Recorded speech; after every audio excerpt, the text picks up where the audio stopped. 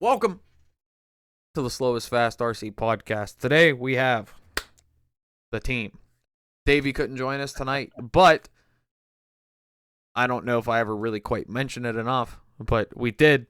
Taylor is now officially a part of the team. He gets nothing in return for it. It's great. It's a great deal for me. So Taylor's on the Slowest Fast team. He is official production side of grand scheme of things, whatever you want to call it. And Mike has always been production side, but I never gave him his flowers and the credit he deserves. Mike made the logo. He created the whole logo. Mike's disappearing. Goodbye, Mike. Just leave. But yeah, so Mike set up basically OBS and taught me how to use Discord and has been very good on the technical side of everything and showing me how to do everything. So Mike and Taylor are super valuable to this whole podcast and the whole social media thing. So I just want to make sure everyone knows how appreciated they are and how they are a part of this team, just as everyone that watches this is also a part of it, because if it wasn't for people watching this and thinking we're funny, then this whole thing would have been in the dumpster 2 months ago. So thank you, everyone. Anyways, I'm going to hit the disclaimer button, and then we'll get into it. Disclaimer. You're about to listen/watch a podcast hosted by two dudes that swear, pound beers, and make bold statements. Viewer discretion is advised. Also, we don't intend to offend anyone, so if you do get offended from any of this, well, that's your problem. Now buckle up and enjoy the show.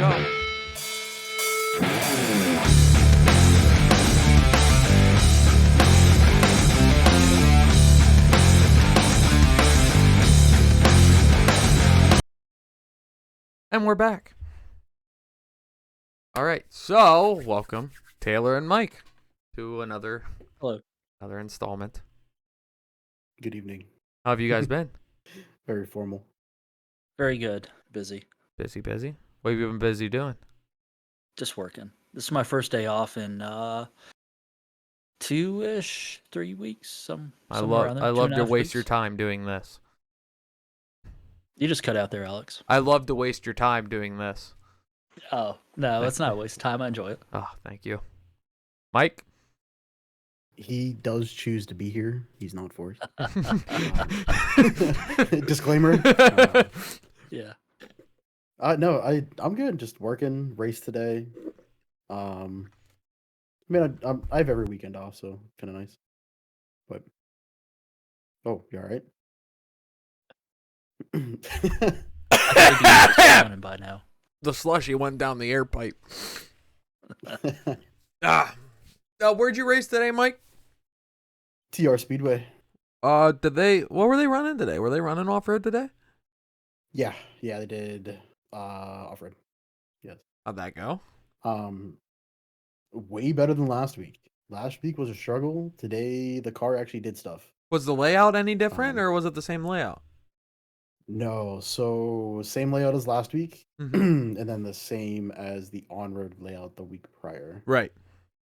But well, I mean, completely understandable. I mean, indoor season really for Tim is kind of over at this point. No, yeah, I mean, it's that yeah. transitioning period. Yeah. So, and there still is at least one more indoor off-road race at the end of next month. But also his first outdoor race is also next month too. So right. How did you do, Mike? At the race? I was in the A main. I think I made 6th, maybe. I don't remember. I'd have to look. I was up to 4th at one point. Then one mistake drops you back 18 places, and it's hard to recover because it's carpet and Facts. Yeah. Richfield Raceway had their season ender last night. I'm sorry, I didn't mean to cut you off.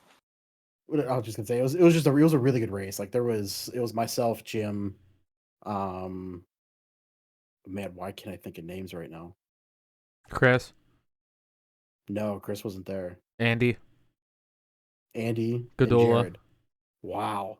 Brad. All 4 of us were pretty much packed up for like 3 minutes straight. That's all with, dope. Like, a blanket over the 4 of us. It was actually a really awesome race. So, what did you make changes to the car to make it better this week compared to last week, or what do you think it like being warmer temperature compared to last week made the track better, or? So no, definitely had to make changes. Stiffer springs, front and rear, stiffer rear sway bar. Jim and I were messing around with the car. We feel like it's too locked in the rear, so trying to free up the rear end without making it super loose. And we're getting there. Like we made it definitely better. My qualifying run today was about 12 seconds faster than last week. So, and then lap times were 0.3 slower or faster than the last week. So the averages were way better. Did you make the car faster or just more easy to drive? So it was easy to drive prior because it didn't steer at all. So it had no steering. Mm-hmm. We were adding steering back into it quite a bit, and we're still searching for some. But what change did you make to add more steering into it? Honestly, oddly enough, the stiffer springs front and rear added steering, and then loosening up the rear end with a stiffer sway bar helped as well. Okay. Like the main thing that we were running into was like after about 4 laps or so, after like the tire sauce would wear off, the car would just do nothing but push. You could not get that thing to turn. You had to slow down to like next to nothing to get it to turn in, and then the second you roll into power, it was just gone. It would just walk sideways. Yeah. Have you considered then, if you're relying upon tire sauce and it's wearing out, to try any other different tire selection choices there? Yes. So yeah, the Jim himself tried 2 different brands of slicks just because they were available in the clay compound that works there. Both of which still had the same issue. So we just went back to carpet slicks, just because I kind of like the other way to drive compared to like a full slick. They're way less edgy. Okay. Granted, they can traction roll very easily, just like the big ones do. Just I feel as if they're easier to drive, but Worth mentioning to everyone listening that TR Speedway is restricted to only slicks. correct. Make sure everyone knows that. So that's why Mike is trying out different compounds of slicks and brands and whatnot. Yeah. So just back to the carpet compound with the slim profile, everything, and the car just I feel like it just reacts better and just does everything better. And it's I don't know, 200 and some grams lighter. Oh wow! All right. Get rid of that Yeah, rotating mass. Yeah, it's in the mid to high 18s with slicks on it with like molded foams, and I had to add weight to my car because I was under roar, like minimum, with carpet tires on it. Naughty. You guys check that and at TR Speedway. They do, yeah. They tech Okay. before every run. Yeah. All right. It's almost a rare occurrence anymore. Yeah, weight and voltage. All right. So yeah, limited to 8.4. I think 8.44. I think is the peak. Yeah, that's roar back nowadays. Yeah. Taylor, you mentioned about Richfield having their season closer. Did you hear anything more on that? Did you keep up with it? I didn't look up any results or anything. I was at work last night, but I was texting with Shane Yoder and watching his son run. Mm-hmm. He ran just 2-wheel drive buggy in the open and then 17.5 2-wheel drive class. Other notable people there between Gavin Yoder, Gavin Nipple, Matt Willard was there, and I'm sorry if I'm kind of missing anyone else. They seem to be some of the top dogs there. Cool. Gavin did pretty good. Of Yoder, course. that is. Always does. I think he took second, I believe, in both classes. Kid's fast. Mm-hmm. He's gonna be. I'm really like. I hope he sticks with it. Like, I hope the kid does what he wants to do in life. Let me preface, but I hope he sticks with it. You know, in the years to come, because like, he's gonna be, if he's already this fast, like, what's gonna happen now? You know, he continues to get faster and faster at a much greater than linear progress. Yeah, he because it's quick. they Like got a he's controller getting in his quicker hands quick. almost every weekend. Yeah. They just switched to a Sanwa. He's been on like an Spectrum. RTR style Yeah. Spectrum radio That's for going the to change longest everything time. right there.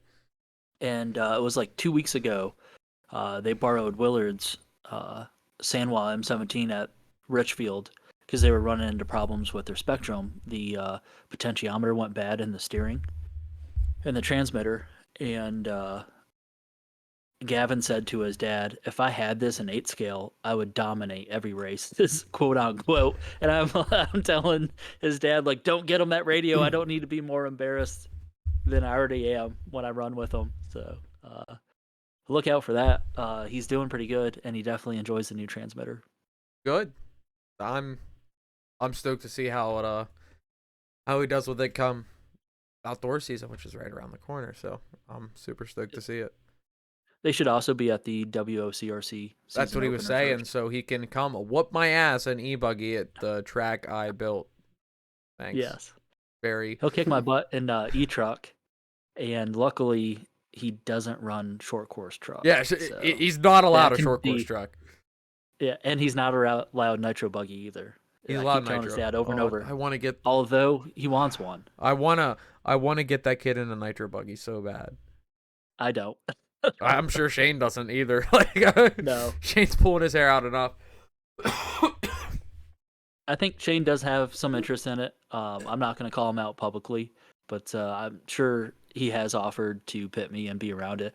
I think he wants to be around it a little bit more, just like I did, to get used to it and just see how things go and maintenance and working around them and stuff. Yeah, and I'm sure Shane's trying to find a good balance too, because I mean, at the end of the day, like, Gavin's learning how to work on his own cars, but also if I think back to when I was 10 years old, I was, practically useless in the grand scheme of things with mechanical knowledge. So like, I mean, Gavin does seem way smarter than I was at his age. So like, yeah, but I think Shane's just trying to make sure he doesn't overwhelm himself, because like I know, for example, Chris Pieri, Cash's dad, he was saying when they were running nitro buggy, nitro truggy, e-truck, and e-buggy, they're running 4 classes at LCRC. He's like, yeah, we could do it, but like, holy shit, like it's just so busy, and I'm always working on shit and like, fuck. So that's why they're dialing back and they're cutting out truggy out of the program. But I don't know. I still want him to get I still want Gavin to get a nitro buggy, because I just think kid would whoop ass, and it would be awesome to see. Brings back memories of one of my close friends who kind of just stepped away from RC, Brett Butter there. Shout out to him. Hope he listens to this. Every event he was at, running 4 classes, we called him the Iron Man. Easy to get burnt out when you're running that many classes every weekend, Oh yeah, like, and in my opinion, you can run every class or multiple classes, but like if you want to be fast and if you want to improve, you really have to stick to only 1 or 2 classes, or be serious with only 1 or 2. Because if you're running 4 or 5 classes, you just don't have the time to sit down with one car, let alone all of them, to make the tuning you need to do, make the adjustments you need to get faster at that race, at that track, So it's like, fuck, what are we doing here? Like, yeah, it's fun to run 5 cars, but at the same time, do you want to run 5 cars? Do you want to get faster? And some people want to just run 5 cars, and that's completely okay, So it's different. What for are your everyone. guys' limits on how many classes you want to run at one event? What cars? What event? How many entries? Any event, we'll just. We're coming up on outdoor Event season. matters. Event definitely Okay. matters. Yeah, we're coming up on outdoor season, so some of the outdoor events that we'll be attending there, whether we're talking WO, LCRC, they're kind of like the common ones that I run at. So, what about you guys in those tracks? Mike, you start.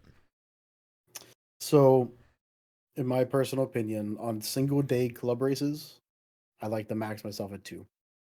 It's just too much to do in a 1-day program. In my opinion, for me, I don't want to do it. I'd rather complete both races and actually 100% 2 cars versus, one gets neglected because you need to focus on this one. You know what I mean? Now like 3-day races at say like LCRC, 3 would be my max. I would not want to go over 3, and then mixed in that 3, only 1 nitro car. Okay. I would not do more than 1 nitro car. Yeah. That's just me, Obviously, but- entry counts make the biggest difference for how much time Yeah. we have between all the rounds, but you can't ever, predict that at a time. Sometimes you get an idea, but Alex, what about you?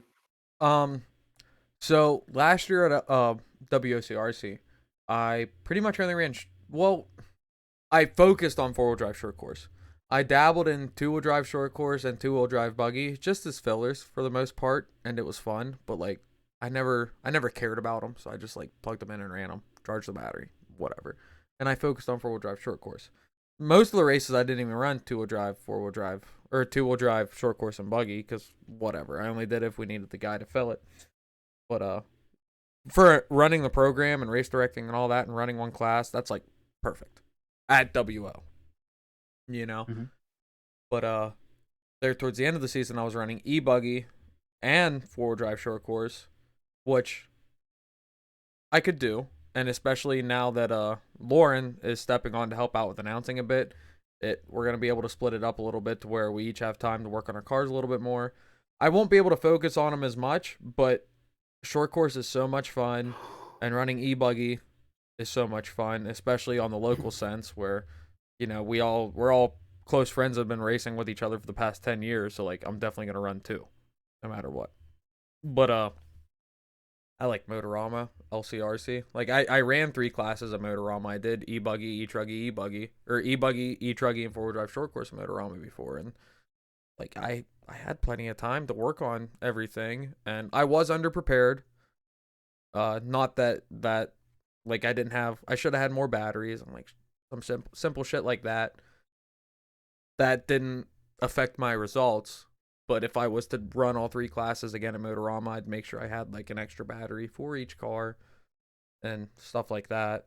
LCRC would be the same thing. If I had the opportunity to run 3 classes, I'd do it. But yeah, like Mike said, entry count definitely matters. Single day or multi-day races definitely matters. So Yeah. and it depends on the mood. Like I said, if you just want to run 2-wheel buggy for the sake of all your buddies are like, let's run 2-wheel buggy. Okay. And you just throw the damn thing out there and have fun, then I'll do it. That'll be my It's a 4th huge class. difference. Yeah. What you're just pointing out too, Alex, is how many batteries you have if you're running what Toby refers to as the flashlight classes and electric.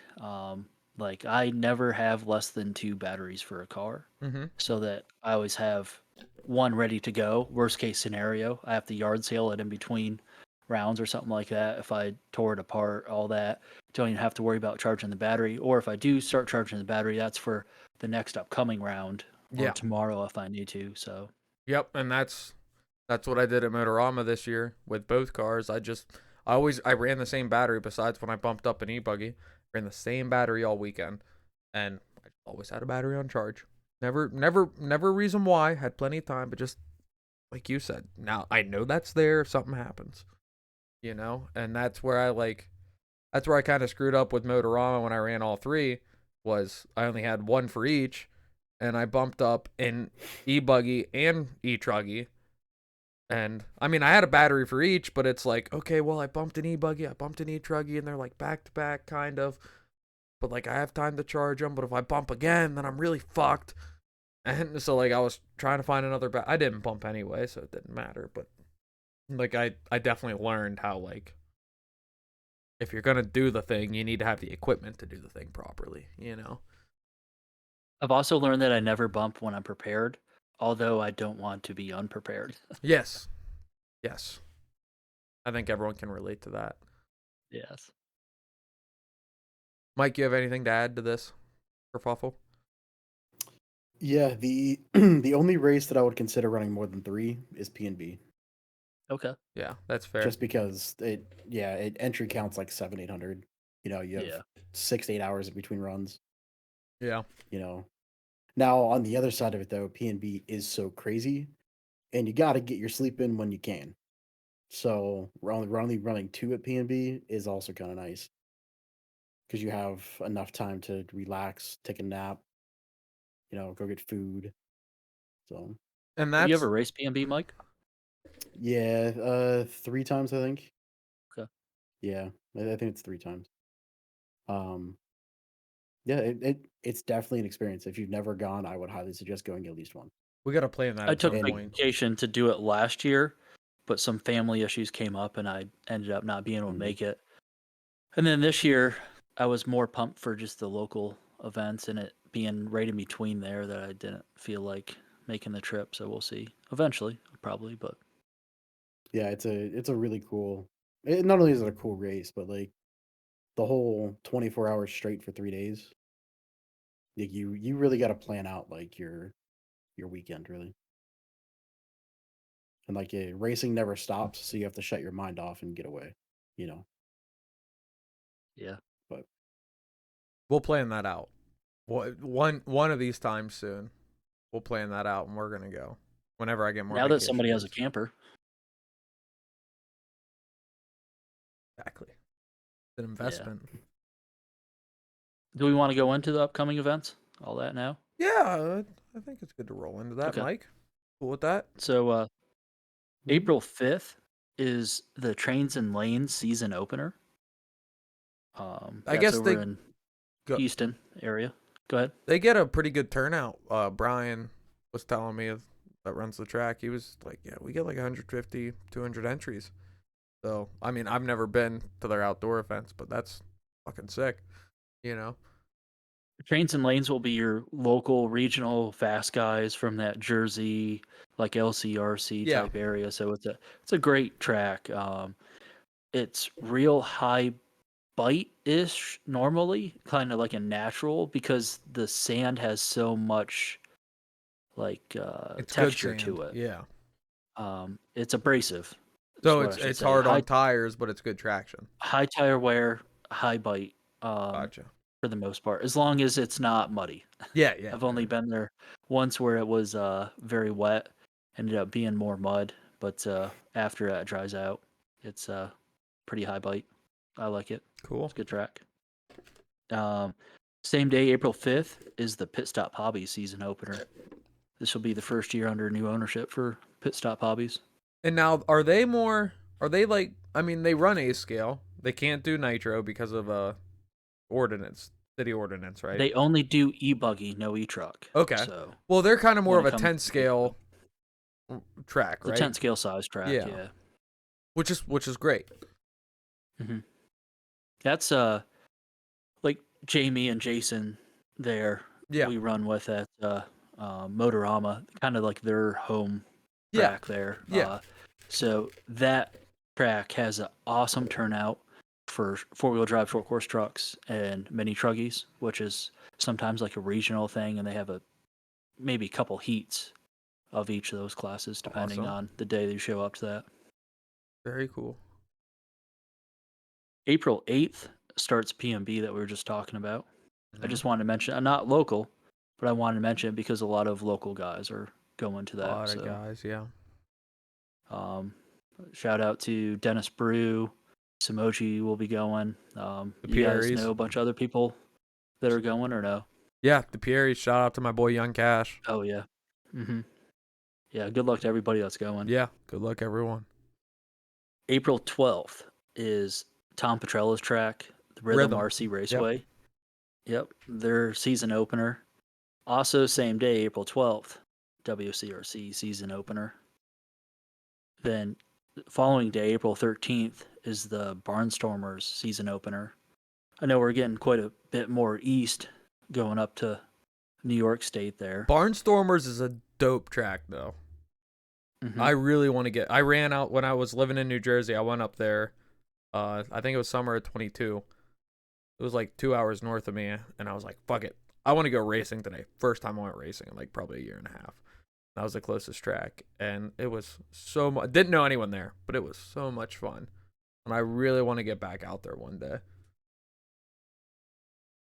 And then it brings us to April 24th, LCRC season opener. What are we, 27 days right now? Is it The week 26 or prior is it to that, 27? What's that? I said a Mike? week prior to that is TR's opening day, the 19th. Okay. April? Yeah. I thought he said they weren't opening till May. Unless he changed it. Oh, he might have changed it.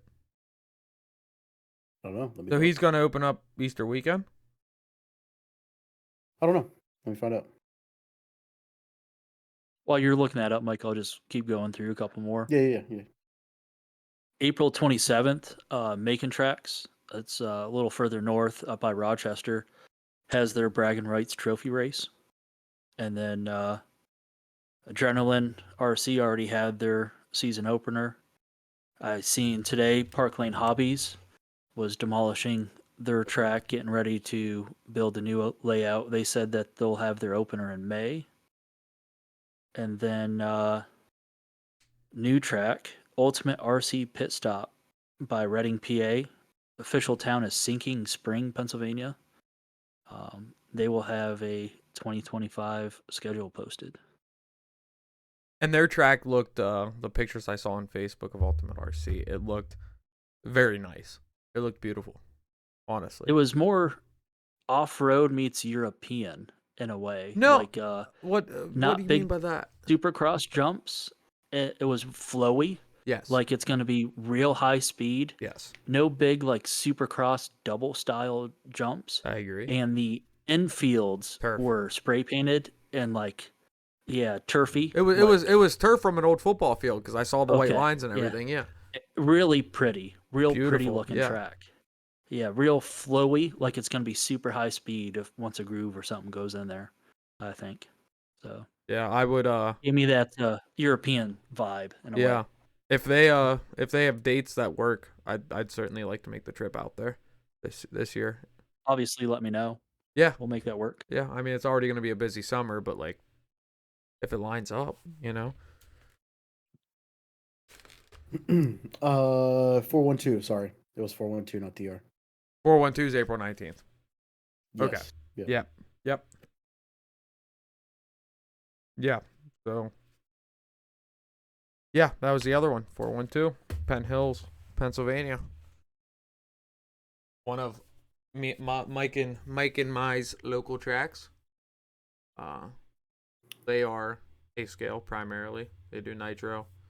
It's all the Fire Hall. Fire Hall runs it. Supports the Fire Hall.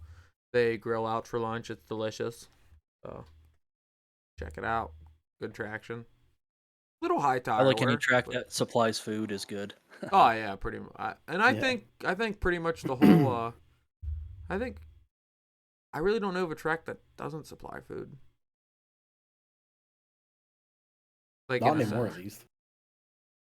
You know, if they don't have food there, they order food. Yeah, You know. yeah. Like I don't know of any track that's like, oh, fucking figure it out. You know, because even LCRC always has a food truck or a breakfast truck of some sort. Like there's always something. I think I've been to LCRC once or twice where the food truck just couldn't be there, but That happens a couple times, or Yeah. like a lot of times, like on a Sunday, like you'll just have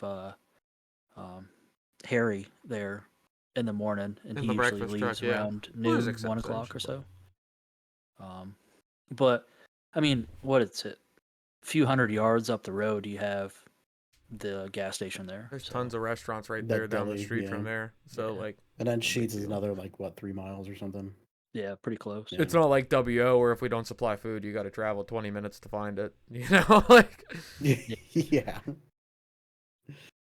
The Do we closest wanna talk- civilization is 20 minutes. I was gonna go into new products and stuff. You guys got more tracks and dates or anything? For April, I just looked at my calendar. That was it for around here. For outdoor, yeah, TR is doing their they're doing on road Easter weekend I saw, and they're doing their final carpet race, off road carpet on the 28th of April. I don't know what Big Dogs' schedule is, but they race every Wednesday and Saturday, indoor. Yeah. High bite dirt, and they're I don't know if you saw. I think we all saw Big Dog's current layout at this point, and it looks like a blast, honestly. You know. I watched Cash run on it with the POV cam. Yeah, that was pretty sweet to watch. Mm-hmm. Yeah. That's all I got on that. All right. New products. So, shout out to my old sponsor, Tony Newland's company, Clinic RC. You guys see the wheels they came out with? They're spoked wheels, aren't they, or something? Yes. Yeah, old school design. Which first thing you think of is like, man, is it going to be durable? He says it's a multi-spoke 16 rib design on the back instead of your traditional 5 to 6 ribs for support. So it should run more true, more round, and it's the same weight as other wheels. So it's pre-order shipment date will be on April 9th, and right now they're $14.99 for a set of 4. Oh wow. So, pretty good deal, in my opinion. Yeah. And I like the idea where it's a little bit different than the norm. So Yes. anytime something can be a little original, stand outside, I appreciate that. So shout out to them for coming up with that. And then what we were just talking about is tire gluing jigs. I see quite a few different companies coming out with those as new products. Mike, do you want to lead into anything with that? Because you're the only one, I believe, here that's got the experience with tire gluing jigs. Yeah, we talked. I mean, we talked a little before we started recording here about them. Like me personally, like I have two different styles. Like I have the clamshell one, and I have the one where you put the wheel on it and you spin it around, and it like pulls the bead hole, and it peels the bead back. Um, personally, at least I mean, granted, mine are old, right? They're not production like the ones 3D printed. Um, they don't really pull the bead as far back as I would like, so I still end up having to manually do your thing with gluing or whatever. Um, and overall, I think I'm just faster doing it by hand. I feel like I spend more time setting up than I do gluing tires, you know. Um, but one thing I did touch on too with Taylor before we started recording, the metal glue tips, I'd recommend to anybody. And I Okay. think with a glue jig, it's gonna make life so much Yep. easier. Get on Amazon. You can buy them a 300 pack for fucking $10 or something. Not even. Yeah, they're incredibly cheap. Yeah, I'm buying The the pink plastic ones. ones on Amazon for $3.99 for packs of multiple hundreds of them right now, but they're just the Yeah. plastic ones. The metal tips are pretty The sweet. pink, yeah, the metal tip with the pink ones. Those seem to have like a nice flow rate to them and everything. And Okay. yeah, Mike, but yes, Oh, I'm sorry. Go ahead. No, you got more? Go no, ahead. I don't.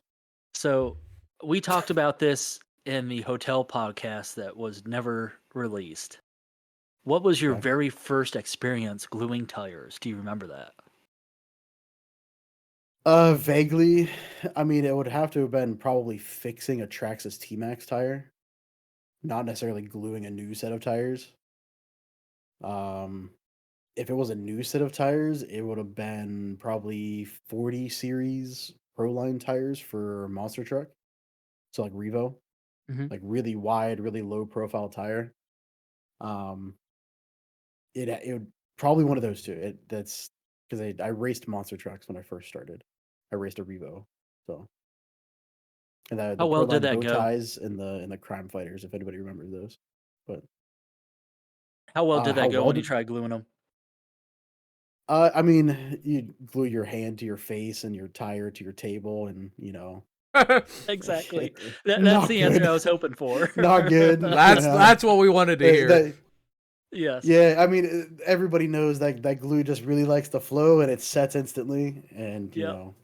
It's your so fingers stuck together, and you're like, it's so thin for how, like, all tire glue. It's so thin for how quick it sets up. You're like, this doesn't I know, make sense yeah. with physics, but okay, here we are. Glued my hand to my pecker again. Every time. Yep. I started out with RC drag racing, and I tried buying pre-mounts, and then obviously you have to get away from that at some point because you want to run different tires and things like that than what's available pre-mounts when you start getting better. And I bought Proline glue on Proline tires, and I'm not even sure at the time how the tire really fit in the bead perfectly. And so I'm trying to like massage it in there, glue it, do all this, and I'm gluing my hand, my wrist, everything to the tire. And then when I glue it to the tire, then I'm trying to yank it off and I'm pulling it out of the bead. And then when I'm pulling out of the bead, I'm trying to put it back with my other hand. Then I got both hands glued to the tires. Oh gosh, that was such a mess. Good And like times. you always get the glue on like this part of your hand Yep. because you're Yep. reaching over the tire and you end up putting your hand in the glue and you're like, oh shit. Yep. My And you set it down on the table and your pit mat's glued to your hand and I guess Yeah. I'm the only one that's ever glued tires with hot glue their first time. So hot glue. yeah, like the gun and the stick. And Nice. Yeah. yeah, that See, I went to Hobbytown and talked to the guys at Hobbytown, and they helped me out when I was a little guy. yeah, no, I was just an idiot 13-year-old, and my nickname at Kickin' Dirt for like my first year there was Hot Glue, because I was like the only one with a hot glue gun in their pit box. Like legit, my fucking RC pooler I have servos hot glued in there. I broke a shock tower on Nice. my Chinese 4-wheel drive buggy I was running in Sportsman. Just became a glob of hot glue. Hot glued that bitch back together. None of it ever like worked. I mean, the servo's still in there on the pulling truck, but other than that, live and learn. And then I got unscared of super glue and started using super glue. Alex, do you want to talk what you were doing earlier today? At WO? Yes. Yeah, sure. So we did the raffle. We did the slash raffle. Thank you. Both of you participated in that, so thank you very much. And thank you to any of the listeners that participated as well. Max won the slash. He picked that up Friday at Tony's. He was very happy. It was for his 8-year-old son, he said. He's sure his Nice. son will be out trying to run around the track and race with it. I was like, heck yeah, dude. But so anyways, we raised a couple $100 in that deal to make some upgrades to the track. So we got a wireless mic setup for the booth. Nice. So we got 4 wireless mics, and I was testing them today. I can stand on the opposite end, the far end of the driver's stand, and still be talking through the speakers. So primo. Does this mean that you're gonna be like whispering in my ear with a mic while I'm driving? If it's because not of the me, it'll wireless be mic, huh? Lauren. Okay. But that He's that swatting is you away. not necessarily whispering in your ear, but that's the grand scheme of things. Is Okay. come main time, I want to take a page out of LCRC's book, and if we can, have 2 race directors doing the busier mains, because I think it makes for better racing, and it makes for better visual and a better experience for the spectator, and 2 race directors, 2 people monitoring for track cuts, rough driving, shit like that. It just all there is no downside to it as long as the 2 people on the mics work together. So I think we're gonna dabble in a little bit of that. But so got that working. I put a tow board up on the driver's stand. So we have a super tall driver's stand at WO, and there's obviously a rail, but there's no, like, for people that know OSHA, they know what I mean when I say tow board, but like at the bottom of the rail, there's no board to stop your toe from sliding off. Okay. And I never really realized that till I was up there in the wet last weekend. And I was like, man, a tow board would make me feel a whole lot safer. So I put a tow board up, and I fixed, not that they were broken, but they were just due for some attention. The steps going up, I repaired all those, made everything sturdier, made sure the whole driver's stand was as safe as it can be. Fixed the fence. Not the fence, like the wall on the bottom side of the track. Stood all that back up. Hung some banners. What else did I? We just did general grounds maintenance. Josh earlier this week, when the weather was a little nicer, he put a triple in. We're sticking with roughly the same layout we had at the end of last season. Moved a couple jumps around. We had a dog leg in the back side of it. We took the dog leg out, so it's just straight right there. I still love that layout. We're gonna try to get another couple races out of it before we change it. What else? Where's the triple? Right in the front? Yeah. Okay. It's not the closest lane to you. So, like, coming across the driver's stand, you're going uphill, and then you make a 180 to come back downhill, and right there's where the triple will be. So, I mean, it's a lane Oh, from the sweet. closest Okay. lane to you. So like little scrub jump's gone, is what you're saying? Yeah, that Like right at the initial end of scrub the jump shoot, off the tabletop, whatever you want to call that, the step up. Oh yeah, where the loop was. Yeah, the rubber mat jump. Okay. That's gone, Yeah. and now it's just a step off. Like there's no lump there, but there's still the step. And then we use that material to make a triple where that double was in that same lane.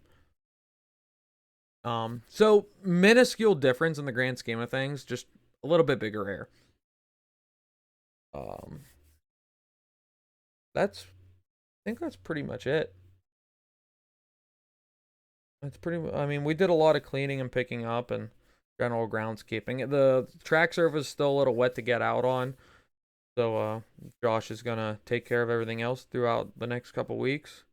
There really isn't much to do, so he'll be good to go. And as long as the weather cooperates for race weekend, it's gonna be a hell of a time. Pretty much it. And I pounded some beers, of course. But that's that. Leading into the track layout and all that, what's some of your guys' favorite features to run on? Like, what's if you were to design a track and you're like, I really like this, or a track experience you had, what's your favorite feature? Pie wedges and rhythm sections. Like That's your favorite? Motorama track was fucking golden to Okay. me. Because that like 5-pack of rhythm, The there? 5-pack, pie wedge, like if I had another day on that track, or like 2 more rounds of practice, or 2 more rounds period, I feel like not that it would have affected my results or that I would have done better, but I think I would have figured out the track better and figured out my cars better. But that layout was so much. I prefer technical layouts, you know. Yes. But I also like the big air, but that's me. Yeah, going back to watch video like a day or two after Motorama, I'm watching my truck and I'm like, there's a few more changes I would have made to the suspension package, because with how we arrived there, I was set up for super cold temperatures. I didn't make a lot of changes as we kind of went up, and I stayed on some of the same shock fluids. And I'm kind of watching it blow through the shocks a little bit. And then I was struggling to drive it as hard as I was in the beginning. So I'm like, seeing what I know now, it's like I should have been more on top of that to make a couple of those changes and stick up with it. But exactly what you're saying, Alex. If I had another day or two on that layout, man, that'd be a lot of fun. But same thing like everyone else. I'd probably still finish just about the same. Yeah. Because everyone else would have that other day or two to make some changes, make some improvements. But I enjoyed that layout a lot. What about you, Mike? For track stuff, so Yeah. I don't know if there's necessarily like a certain feature that I like, but I'm kind of like with Alex where I prefer a more technical layout or just obstacles that really bridge the gap between drivers. You know what I mean? To where the good ones shine, and whatever. Um, I prefer that. Like, I'm not a huge fan of like the ones that are like highways where it's just full pull everywhere. Um, like essentially those super easy ones. You know what I mean? I want something on there that separates the field. You know, it doesn't have to be the whole track. It could just be one feature, even. Yes. Whether it's like I hate rhythm sections, but rhythm sections seem to be that thing. I can't stand them, but Love-hate relationship. Yeah, to where I mean, most of the time they always end up blowing out, and it ends up just being send it and see what happens. You know, I mean, you look at DNC, and it's just like it doesn't matter how good you are at RC car driving, it bit all of them. You know, because it was just so inconsistent. But that's part of the game. Going with that, Mike, what Um, would you say is your least favorite feature of any track? And you rhythm can't sections. use rhythm sections now. Forcefully having to land in a corner. Okay. Granted, like I'm no master at like doing the whips and stuff like that. I know how to do it and I can do it. I hate having to land in a corner. I don't think that should ever be a thing. Landing in a corner, or what about jumps that are already on a corner going through a turn? So say if you got like a sweeper, and you got the jump and the lander both already into a turn. Does that make a difference for you or not, Mike? Not necessarily. It depends on what they're trying to accomplish with that jump, right? To where like if it's a a 90-degree turn, I mean that's totally different. That's meant to be driven up on and then come down on the other side. Yes. Versus like at LCRC on the right hand side, to where it does actually come back towards you, to Mhm. where technically that's all on a turn, right? That's perfectly fine. You just have to remember that you're actually driving diagonal and not straight. But I don't have a problem with that. What about you, Alex? I don't know. I don't know if I really have a least favorite. Don't say loop de loop because Chris will hate you. uh, I really. I mean, there's definitely been tracks where I've been like, that one particular jump is fucking stupid. But it's not like because it's a double or it's on a turn or whatever, like this, that, or the Name other. the track. It's just, Name the track now. well, no, I'm not going to name the track. But it's Okay. just like, there's definitely been layouts or tracks that I've been to where like just where they put a certain double or a certain kicker or something is just like dumb to me. And it's just like, I don't like, okay, maybe this will work. I don't like sections that cause accidents. Like, I definitely feel like there should be sections that make cars slow down, that are difficult to get over.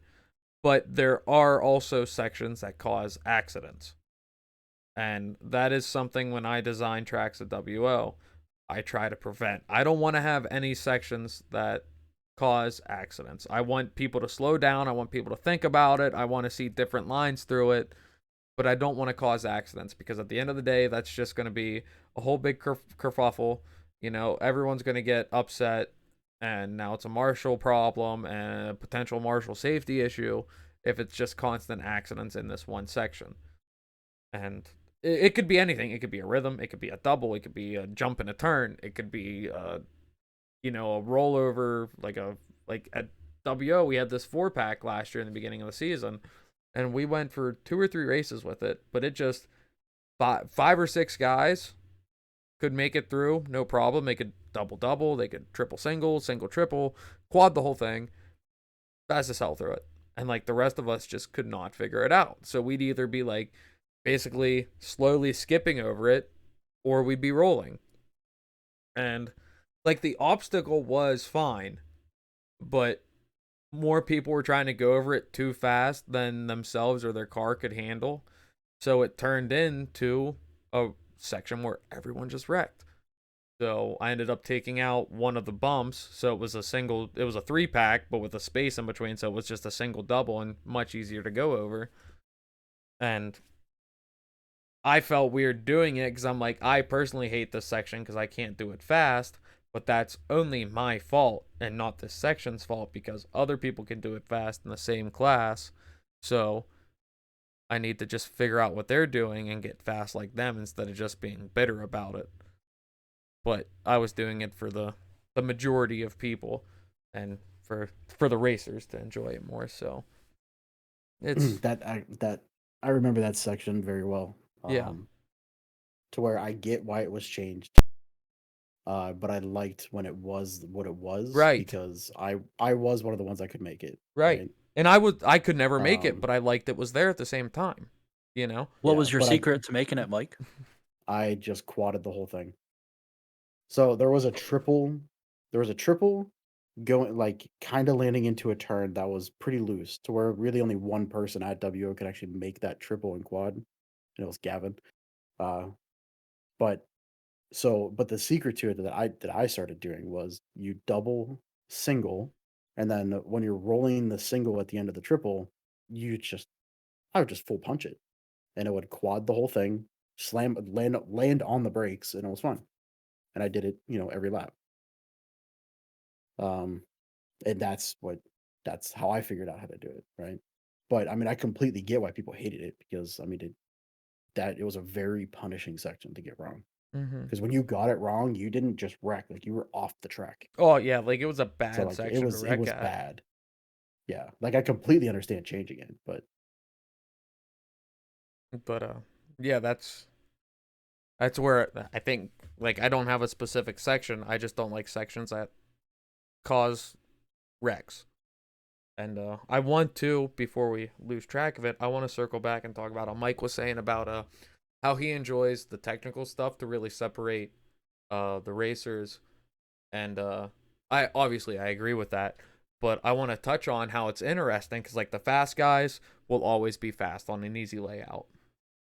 Now, when you put a technical layout in, these guys that were fast on this easy layout last race, you're going to see a split amongst the fast guys right there, where half the fast guys aren't quite as good as the technical bits, but then all of a sudden these guys that weren't, in the A group last layout, they're in the A group now because they can get around the tighter turns and navigate these little jumps and bumps and multiple hairpins much better than these fast guys that have no problem clearing the double, triple, or whatever.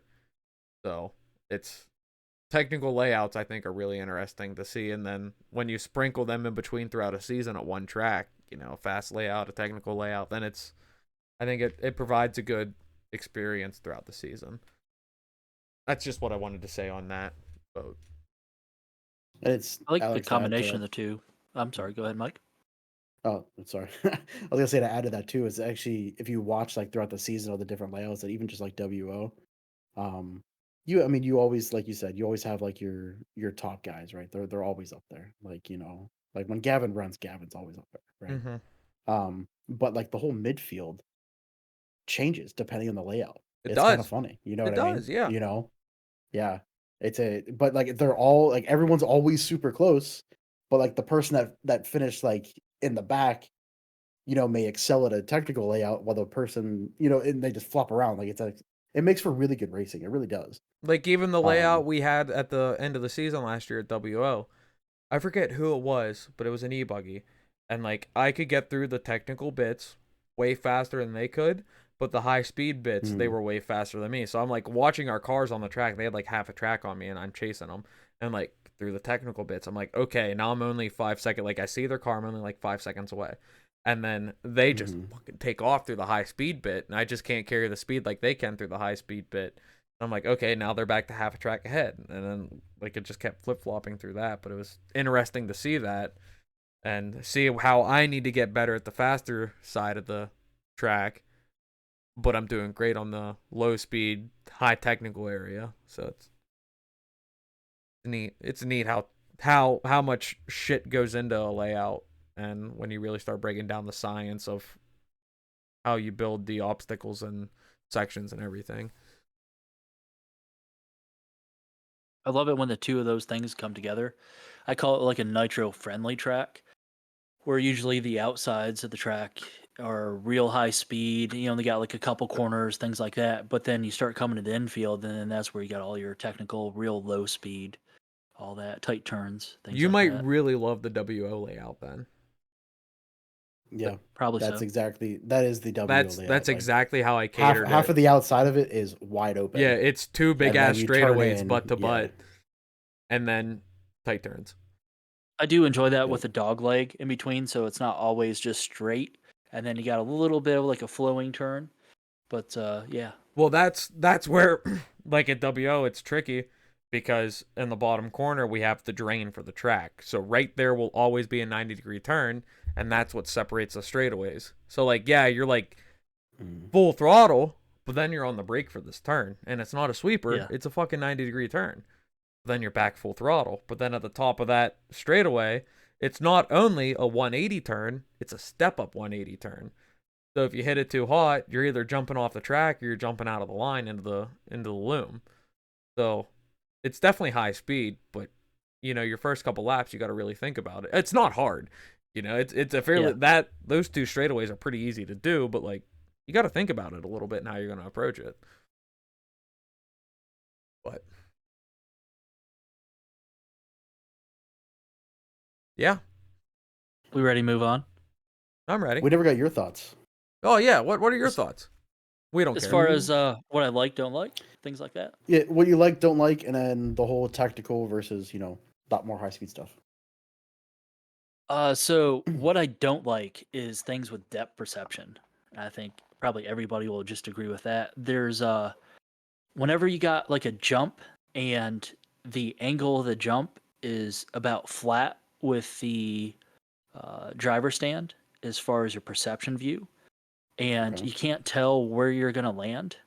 You can't see the lineup for the jump and all that. They're the things I hate the most. Um, So also, some. Go ahead. I was gonna say, for example, would you relate that to? And you actually made me think of this. LCRC's crossover right now. The mugging I challenge feel as if crossover. I feel as if like kind of like my car gets blind for a second. You know what I mean? Yep. Yeah. That But one isn't as difficult as what I had pictured in my mind because okay. that I can see where the car's at on the top, and I only lose it for a split second right before you hit the jump for the crossover. Mm, But very similar. One of the things I had in my mind was LCRC did have a jump where you were jumping up top onto the hill in the past, and then there were a few different versions of that. And there was a version where it really messed with my depth perception, and sometimes I was jumping completely out of the track off to the side of the pipe a few times just until I learned where my line was, and I'd had to just know where the car was going up to there, and then anything else after that was just kind of in God's hand a little bit. It's like it's gonna go where it's gonna go now, and hopefully it goes where it should, but not always. Um, and they're the things I probably dislike the most, the things I struggle with for the depth perception. Um, so far distance, like Motorama's double in the back, close to that. It wasn't. I wouldn't say that was the worst I've ever experienced by any means. Like it wasn't that bad. I did jump off the track once in one of the I think Q3.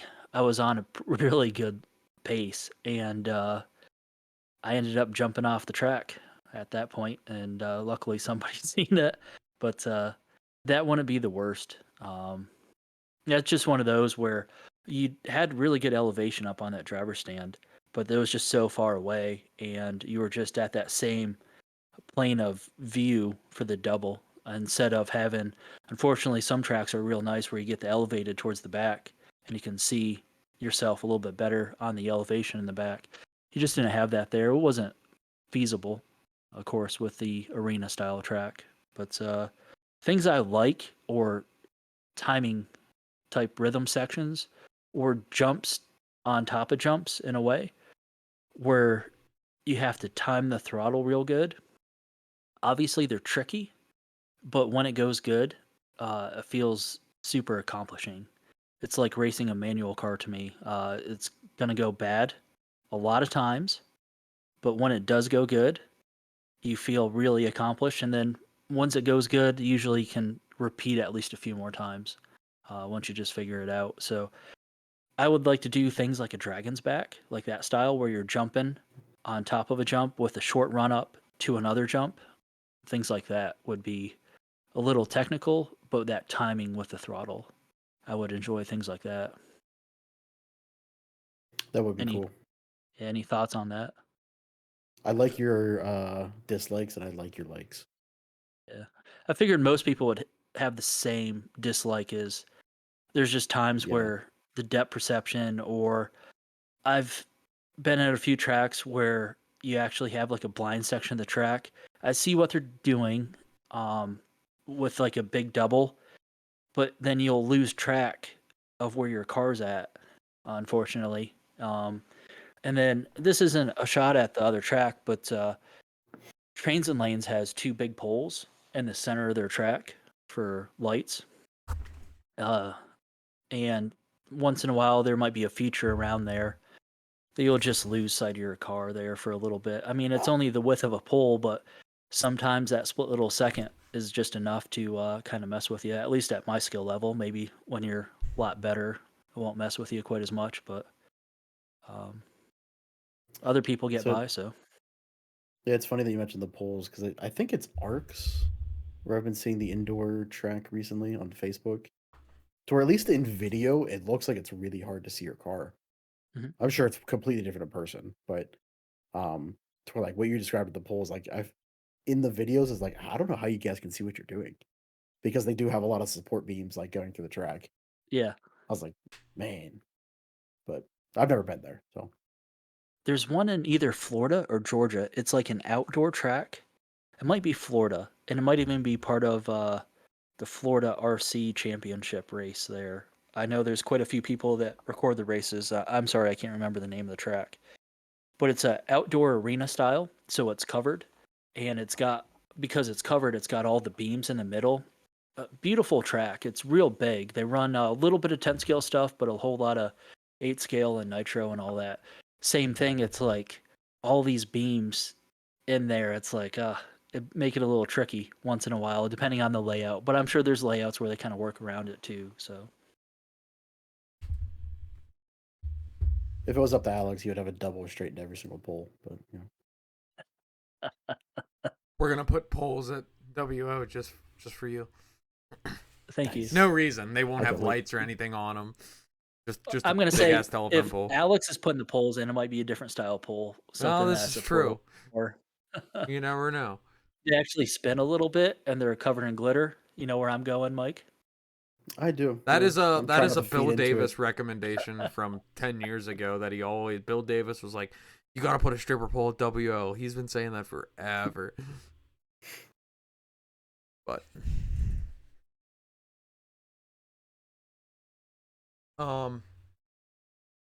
well, did we beat this topic to death? I think so. All right. Well, To death, no, but I think it's good questions to ask people just to get their opinion. No, yeah, Yeah. it's great. Comment below. You know? Comment Mhm. below Yeah, after you yeah, share, dude. subscribe, and like. Yeah. Tell us what y'all think. Tell us what y'all think on any of the comment criterias. This would be good publicity for all the other track owners and builders that listen to this if people do share their Yeah. comments, concerns, questions, things like that. Something we could revisit. Yeah, because at the end of the day, like, tracks generally, like, I know, speaking from experience at WO, I like to listen to what I try to listen. I try to ask all the racers that come, what do you think of this? What do you think of that? And I want to gather a consensus on, like, pretty much everything. And then I basically take the majority say and then use what the majority says to do things, within reason. And so, if RC racers don't like something tracks are doing, tracks are going to need to know about that. So here's your perfect opportunity to not even have to name drop anyone or hurt anyone's feelings. If you don't like certain sections your track is doing, comment it. Let's spread the word right now. If all track owners are doing something wrong, I don't think any track owners are doing anything this wrong or wrong period, but let's all work together here and all make everything better for everyone. That's all. I want to add one thing. I just thought of this. It's not a dislike. It's not a like. It's more of just a little bit of a pet peeve. It's when track designs have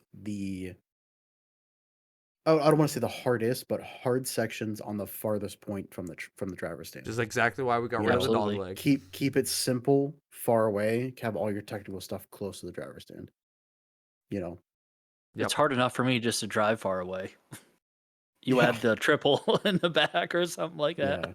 Yeah, that's Yeah. something I never considered until Mike, me, and you talked about it and really got in depth with it.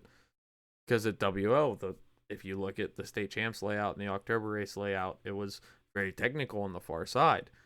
So now I took away like the super like like the wagon wheel and like that baby double, that shit's still there. I don't really think those were that technical. But we got rid of the dog leg that was on the complete opposite side of the driver's stand. And that's even a depth perception thing, because it's, depending on where you stand on the stand, it's a potential blind spot where your car's taking off. Yeah. And then you just have this big yellow pipe that's sticking right out where your car should be going straight. And I mean, it worked as designed. It slowed people down, it was kind of causing accidents too. So then I'm putting my own foot in my own mouth, and then here's the example. That dog leg was one of those things to where no matter where I landed off the double going towards the dog leg, it was, you have to just send it. and hope for the best. Like it was such a fast part of the track to where you could not take your time through there. And this is the funny thing when we can circle back around and when we're speaking technical and high speed and everything and skill levels. I loved that section and I had zero problems with either of my cars on that section. And you, like, I'm not trying to say anything here, but like you didn't like it and you had to hit it a certain way, this, that, and the other.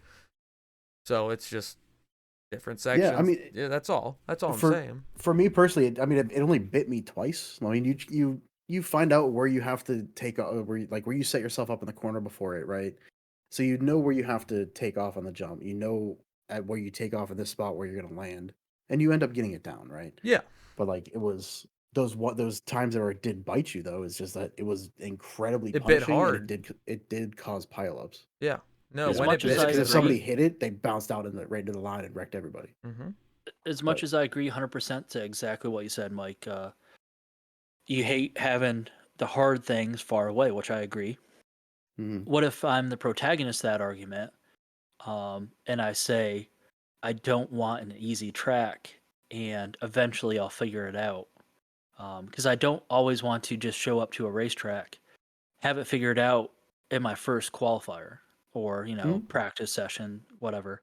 I mean Because that's go fine ahead. too. Yeah. Yeah, I mean that's fine too. And I feel like As long that's as it's even, not dangerous, Yeah. obviously for marshals and things like that. So I feel like that's even case by case because, like, I agree with you, Taylor, first of all, but Mhm. if you think about it, let's hypothetical, you're driving 4 hours to WO for this 1 day race, and then here it is, you have two or three qualifiers in your mains to figure it the fuck out, and it's this super technical thing that you just don't have the time to figure out.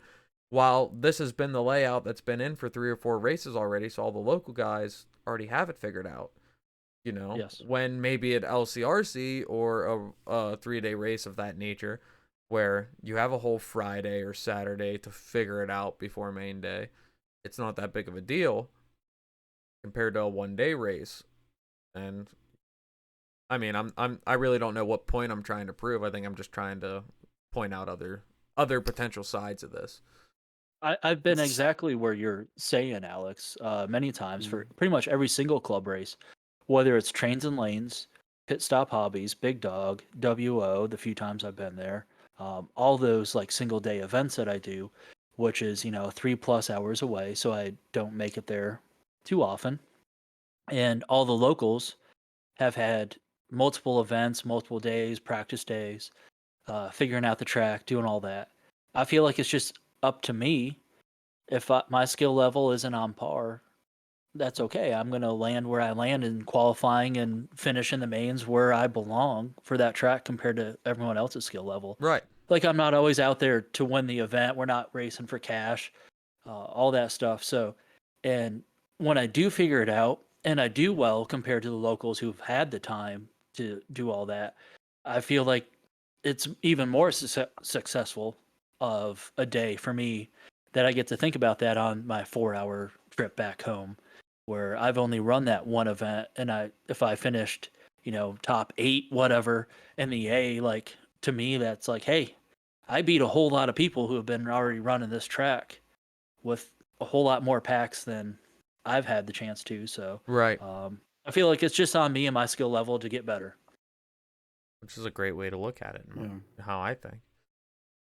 And then Taylor, with your super technical stuff far away, one thing that was always been taught to me by Jim, Alex, was to walk the track, right? Yes. Absolutely. So Very especially vital. especially the areas where like you are struggling, like I make it a point, like I will go and marshal that spot so I can literally study that spot and watch how people are taking it and stuff like that.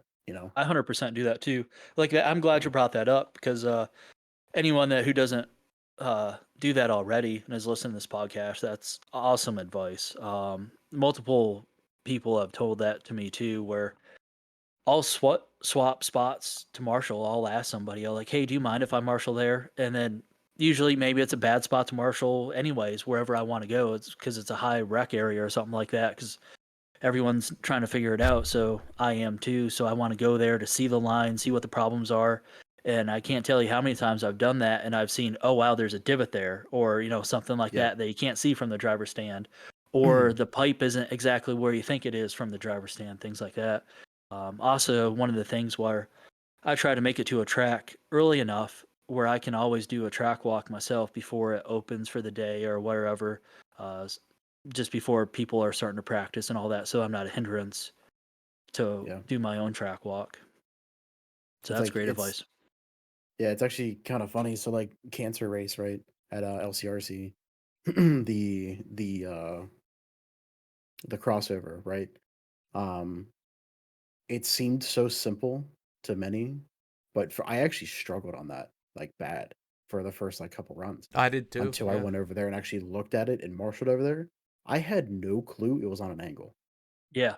So you know what I mean? So like when I'm coming down that It was back coming back stretch, like, towards you, and it was super yeah, dusty on the top, so you can't give it a lot yes, of gas up there because it's real yeah, marbly while it's coming back towards you. Yeah. yeah. So like, but once I saw that, I was like, okay, cool. So I'm going straight, going straight, going straight, and then once I get to X point on the track, I need to start turning my wheels, and I'm jumping with my wheels turned because I need to keep going in that direction, right? Um, and whatever. And then the far side as well, like Alex actually helped me with that part to where like the actual like you roll the first one, the double, then so on and so forth, and it's all on an angle, and then you actually jump towards like a certain spot, and I was like, oh, that makes total sense. You go there and look at it, and you're like, I should have done this, 6 hours ago instead of Yeah. struggling. You know what I Yeah. mean? Yeah. I was shout out to Joey Bourdon because I was marshaling that spot, and the far there where it was the roller and then a double, and there was a couple guys, the super fast guys could triple that, but not always, only before it got kind of run out just a little bit. But it was Joey Bourdon. I was watching him, and I was watching his angles where he's running that real wide instead of staying tight to the and pipe then tucking the double for that sweeper, and then just carrying the speed. And because he was carrying the speed and timing, getting on the binders, and then getting back onto the gas, and then roll it down, and then staying out and jumping in, that was kind of I seen that a couple times. I'm like, okay, that's easy now. Once you figure that out, and And then I think the thing up top for me is I kind of swept it like an arc just a little bit. I landed up top, or I forget what we were even doing up top, to be honest. But I remember just sweeping it in a slight arc, and then I got to the turn. I just gave it a little bit more input, and then that's when it started coming down for the crossover there. That was just my little tip, but done and over with now. That feature no longer exists. Yeah. Well, I think it's time to roll our ACS commercial. Take a quick little break and jump on to the next topic. Thoughts? I'm gonna go pee. We love you, Go Tony. ahead. Love you, Tony. Shout out to Tony I for love you. donating the slash for WOCRC raffle and everything you do to help out us buffoons do our thing, and everything you do to support the hobby in our area. And of course, Colleen. Thank you, Colleen, for keeping Tony sane and doing all the work behind the scenes. Colleen and Tony are the real ones at ACS Hobbies. Here's their thing. Oh, bam! So, how do you hobby? At ACS Hobbies, we've got everything to fuel your passion and spark your creativity. Whether you're into RC cars, model trains, boats, or planes, we have a huge selection of kits, parts, and accessories. Need paints or tools? We've got you covered. Test your skills on our RC crawler course or race on our oval track. There's always something fun to do. Plus, discover an awesome range of games for all ages. ACS Hobbies is your ultimate destination for hobby enthusiasts. Visit us today and start building your next adventure. All right, Have and you guys we're ever back. been to Shenanigans? Shenanigans. There's a bar over by the Poconos. We used to stop there once in a while because we'd race at the Pocono Raceway, and it's called Shenanigans. Beautiful. That's awesome. They have all that goofy shit on the walls. And cheese sticks too. Yes, mozzarella sticks. Oh, the mozzarella favorites. sticks. Yeah. Shout out Super Troopers. One of the best movies ever. Bear fucker! Do you need assistance? The original only, because the yeah. yeah. Do you need assistance? I heard you, Alex. Farva. Can I get a Or large Ursula? Farva? I'm sorry. Anyways. Yeah. Back to I don't even remember what I was about to say. Next topic. What could we do as RC racers to make it more popular? Okay, so I got one. I saw it today or last night or something. Maybe it was, I don't know. Doesn't matter. But I saw on whether it was cable or streaming service that apparently the Ocho, ESPN 8, the Ocho, because I don't know if y'all know or if the listeners know. So like, there's obviously ESPN 1, 2, and like whatever, however many they have, and then in dodgeball they have the joke of here's ESPN 8, the Ocho, all these ridiculous sports or whatever they say in the movie. But so there is an actual Ocho that they put on like the normal ESPNs every once in a while, where it's like stupid things like actual marble racing or like extreme sports or whatever. But so, anyways, I saw on the television that the Ocho is going to be its actual own channel where they feature these crazy sports, or not necessarily normal ball sports or motor racing sports. Why can't we put the pro circuit? Why can't we put sick week, or not sick week? That's drag racing, but sick race, SIC, DNC, PNB, Silver State, the Worlds, Roar Nats, Motorama, even, etc., so on. Why can't we put those races on the Ocho in some sort? Because what else are we up against? That's Marble on the racing. Ocho.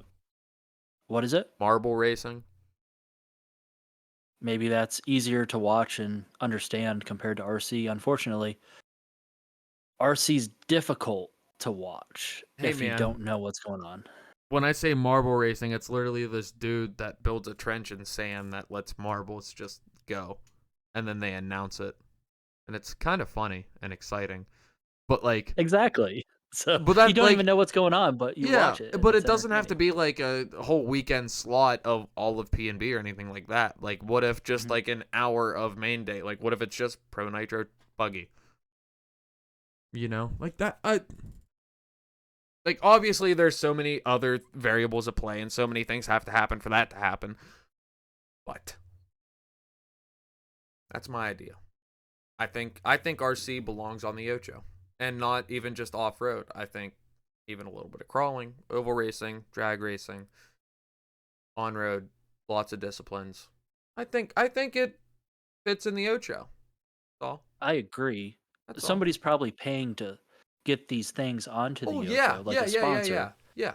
So at that point, who's gonna pay to have Pro Nitro Buggy on this coming PMB? Let me live in my be world promoted? where I don't think of all the logistics behind it, and I just think it should happen. Your mic's cutting out, Alex, badly. You guys talk. It came back. Well, do your thing. I'm gonna play with it. Okay. Do you have anything to jump into this, Mike, where we're at, or you want me to keep going? So kind of like what Alex was saying with the whole thing on there, right? Like if it did happen, it would have to be like just the A main of Nitro Buggy, because like following qualifying throughout the entire weekend, unless you're doing the activity or people there, it's honestly incredibly boring. Yes. You know what I mean? To watch qualifying, like even like a lot of people probably hate this, but like even like Supercross and stuff like that. Unless you're super into Supercross, watching the qualifying is boring. I want to watch the main. You know? To where like this is also be related a little bit to esports, right? I don't know if you guys ever heard of Rocket League. No, I don't think so. So We play together, so. It's basically soccer played with cars that fly. It's incredibly simple, but anybody that just understands soccer will understand Rocket League. Granted, they don't understand the skill gap and the actual how good these players actually are. And I'm sure the same thing with RC racing. They're gonna watch these guys drive these toy cars and like, oh, that looks like a lot of fun, and they're gonna get one and be like, this is really freaking hard, you know. Yeah. But it's just like Rocket League. If you pick up Rocket League for the first time, that game is incredibly hard, and there's nothing in the game to make it easier to play. It's all time invested. Um, but yeah, no, I think it'd be really cool though to see. Wait, the Vision race. What did they do with the Vision race? It Wasn't that got put on broadcasted? Amazon a year after Amazon. the Vision race happened. Okay. I think it just Yeah. came out this past last summer. like fall, I Yeah, or believe. fall maybe. Yeah, it was a whole year after it actually happened. Yeah. Yeah, I thought so because I think it's on YouTube too. Well, the YouTube, Yeah. the same thing you watch on YouTube is what came out on Amazon, Yeah. but just a year later. So like Okay. to me, that's annoying. Like again, I'm sure there's a Mhm. bunch of logistics behind it and like whatever, and like you Yeah. know it all makes sense when you break it all down. But it's just like fuck, we already know Jared Wiggins won, like so. Yeah. Anyways, that's the Visions race for me. I like your idea, Alex, like just having the pro and not sportsman, e-buggy or something like that. Yeah, 'cause and it's that'd not a be dig against sportsmen or difficult to intermediate or watch. anything like that, but like if we're gonna showcase this on public television, if we're using my hypothetical idea, then let's showcase the premiere. You know, do you want to sit there and Mhm. watch F3 or do you want to watch F1? Like, come on. Yeah. Hmm. I think if you're going to draw more people to it as well, just like say the television series Street Outlaws or the Formula One series that we're watching, you got to have dialogue and a background story to the Yes, racers a little bit we to gotta have build some up a drama. little bit of drama. Yep. So I completely agree. who did that awesome was Corey. I don't know how to pronounce Was his last that the name. guy He's that the he did like? 5150 Yeah, Productions. yeah, or I fucking whatever. love those. Yeah, They're awesome. I think those were fantastic. Mm-hmm. Like those Every one of actually them. had the story. They had like Them in the what RC pits. racing is Yeah. and everything. Like those were like really really well made. Mhm. To where, and now you look at it like you look at what is it, Drive to Survive, the Formula One show on Netflix. He was doing that with RC before that existed. You know what I mean? Like those are like virtually the same thing. Yeah, in and my Yeah. eyes. like right there. Why don't So like we're why we could can't put that up? You know, like yeah. do it again. You know, of Hmm. whatever race, but like that because they were only what like an hour long, not even sometimes. Yeah.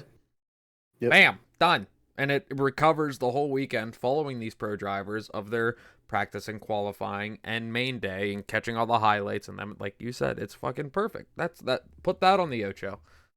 Done. I'd kind of like to see, say, we'll use Techno and Ryan Mayfield, for example. Or, they could even do the team because Techno's got a pretty big team that's going to be at some of these events. Like, they got Jared Wiggins. Is Tebow still running for, like, Techno unofficially? He's running the Techno Unofficially. cars. I think unofficially, yeah. And then you got Joey Bourdon. And then a host of a couple others, Spencer Heckert. A bunch of those guys are all running Techno Van vehicles. Dalen. If Techno could even do their own mini version of that, where they're showing the drama a little bit, not getting into maybe the other manufactured cars, things like that. I mean, I think that would be not only big for Techno, but big for the whole RC racing as a group. That would be something to watch. Oh, definitely. And it could even, and like that whole, like the idea you're going on, Taylor, could be expanded so much more than just Mhm. like now, okay, you could do like this mini series on this specific Techno or X-Ray or whatever. But now what if you do it to where it's this whole series of these teams battling and like, and I think also this is kind of sidebarring, but I'm gonna say it because this has been brewing in my mind. Like, there isn't, at least U.S. nationally, other than like we got the Roar Nats and then we got the Worlds, but there's you qualify for the Worlds at the Roar Nats, but there's no like we have the rankings, but there's no like actual like we don't have a Daytona and we don't have a Homestead. We don't have the start of the season. We don't have a championship. So I feel like Lefty tried to handle that a little bit unofficially by giving out the points there. I think Mayfield or Fend won it last year, he gave them a trophy Oh yeah, at the end of the season. I'm not sure. But you see where I'm going? Like, I remember what you're talking people about. are trying to at least go down that route where you're mentioning, Alex, like unofficially and start to get there. Like considering like all the dirt races, all these other, the PMBs, SIC, Wicked Weekend, wrapping all those up into like a point series. And like that's like if we could make it official, like if all these like the main was it 3 of them, the top 3 promoters that do the PNBs, the SICs, the Wicked Weekends, the Silver States, etc. And throughout from February or January, whenever what DNC's February or March. The DNC's pretty much the opener, right? Am I wrong? Pretty much, yeah. Like Yeah, the we can hypothetical say that. opener to the pro circuit. Yeah. In our hearts, it's Motorama, but we'll go with DNC. Yeah, that's us. So DNC's our Daytona 500 for the people that know NASCAR. And then what's the last one? Not Beast of the East, but Alabama Manufacturer Shootout, I think. yeah, AMS. You're right. AMS, yeah. So AMS is your homestead or whatever it is for F1. So like, why can't we get together and call it fucking what like? And that's where even we could catch a sponsor from RC or even beyond, where it's we have the Camping World Truck Series. Why don't we have the A-Main Pro Off-Road Series? And whatever. Like, it doesn't need to be this. I'm not saying give a plaque out and do all this, that, and the other, and blah blah blah. But I mean, just something to follow, something that we can keep track, and then I would follow it a lot harder because I follow NASCAR pretty hard, and I haven't watched a race yet this year because I like knowing like, okay, he's 3 points behind him, he's 5 points behind him. If he gets pole, if he TQs, then he gets an extra point. So now they're tied, and blah blah blah. Yeah, so like NASCAR has the points for the drivers and so on and so forth. Like I think it would also be cool to add something like how F1 has the Constructors Cup. Towards NASCAR does too. Yeah, okay. Well, So not constructors, but like the team points, like the team championship. That's where, like with Techno, for instance, like you have Mayfield, you have your handful of pro drivers, and like every manufacturer can pick their. If they pick 4 or 5 pro drivers at the beginning of the season, there are 5 drivers that they want to track for the Cup. You know what I mean? Yeah. And it's that for those 5 drivers for the entire 2025, right? Have an individual championship and then manufacturer's cup, and only track it in pro nitro buggy. Yeah, it's only nitro buggy. It's only it's only those 5 drivers per manufacturer, or 3 or whatever. And it's only these 8 or 9 or 10 races, whatever it is. Yeah. We could just take that standing points list from the top 25 list and compile that information, right? No, I'd dump it, and No, you can't, because I don't think it needs to start fresh every year. They do every 3 25. years. The top 25 list dates back 3 years. Oh, I'm sorry. I didn't even think about that. Yeah, so that's where like I like that list. Like I like looking at that list. It's a very well constructed list, and it makes sense, and it's great to have. But I think we need a yearly points championship. That's all. I agree. And it doesn't have to be. Other people agree. It doesn't have to be settled to American drivers only or anything like that, but it needs to be these 8, 10, or whatever races. Like, these are the races that already exist. We already have them. These races, here's the one at the beginning of the season, here's the one at the end. Do it like every other point series in RC. First place is 100 points, TQ is an extra point. Go. Do the damn thing.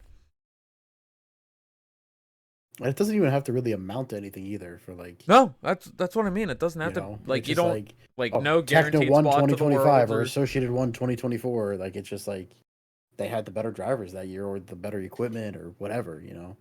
I think that would make it more entertaining for the spectators, like for people that don't follow RC that much or not even into RC. Like, now we have a reason to sit down on Sunday evening and watch Pro Nitro Buggy Main. Yeah. And like manufacturer wise, like there's always that one saying, and I forget how it goes, but like it's whatever wins on Sunday sells on Monday or whatever, like that saying. That's NASCAR, yeah. To where it's like whatever manufacturer wins the year, their sales are most likely going to go up. So Yep. it can only benefit them. You know what I mean?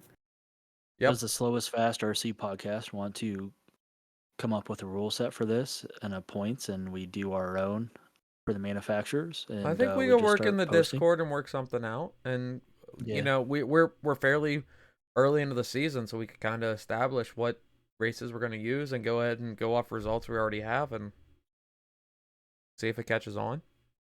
I wouldn't mind even just taking the lead for that and doing the back end work if you guys want. Like once we get something established we all agree on, and we're only going off Nitro Buggy, so that wouldn't Yeah. be too hard to really do. I don't think there's a reason to go off any other classes. Like No, all Nitro classes Buggy, matter. Nitro Buggy is the premier. Yeah. Yeah, but Well, Nitro Buggy's Buggy the is premier. class. Yeah. Yeah. Nitro Buggy is the Cup Series, or it is the Yeah. F1 division, or however you want to put it. It's the A sort, or what do they call it in Supercross? The A drivers. It's the 2-stroke class or whatever. I don't know, the 450 Pro, whatever Supercross does. I don't follow it at all, but the premier. Yeah, and every pro runs Nitro Buggy. You're not really a pro unless you run Nitro Buggy. Exactly. It's like Exactly. yeah. It's the class they care the most about too. Anyone that you ask, Yep. though. Yeah. Well, like, what do we have the worlds for? For Nitro Buggy. Nitro Buggy. That's the one that Yep. matters.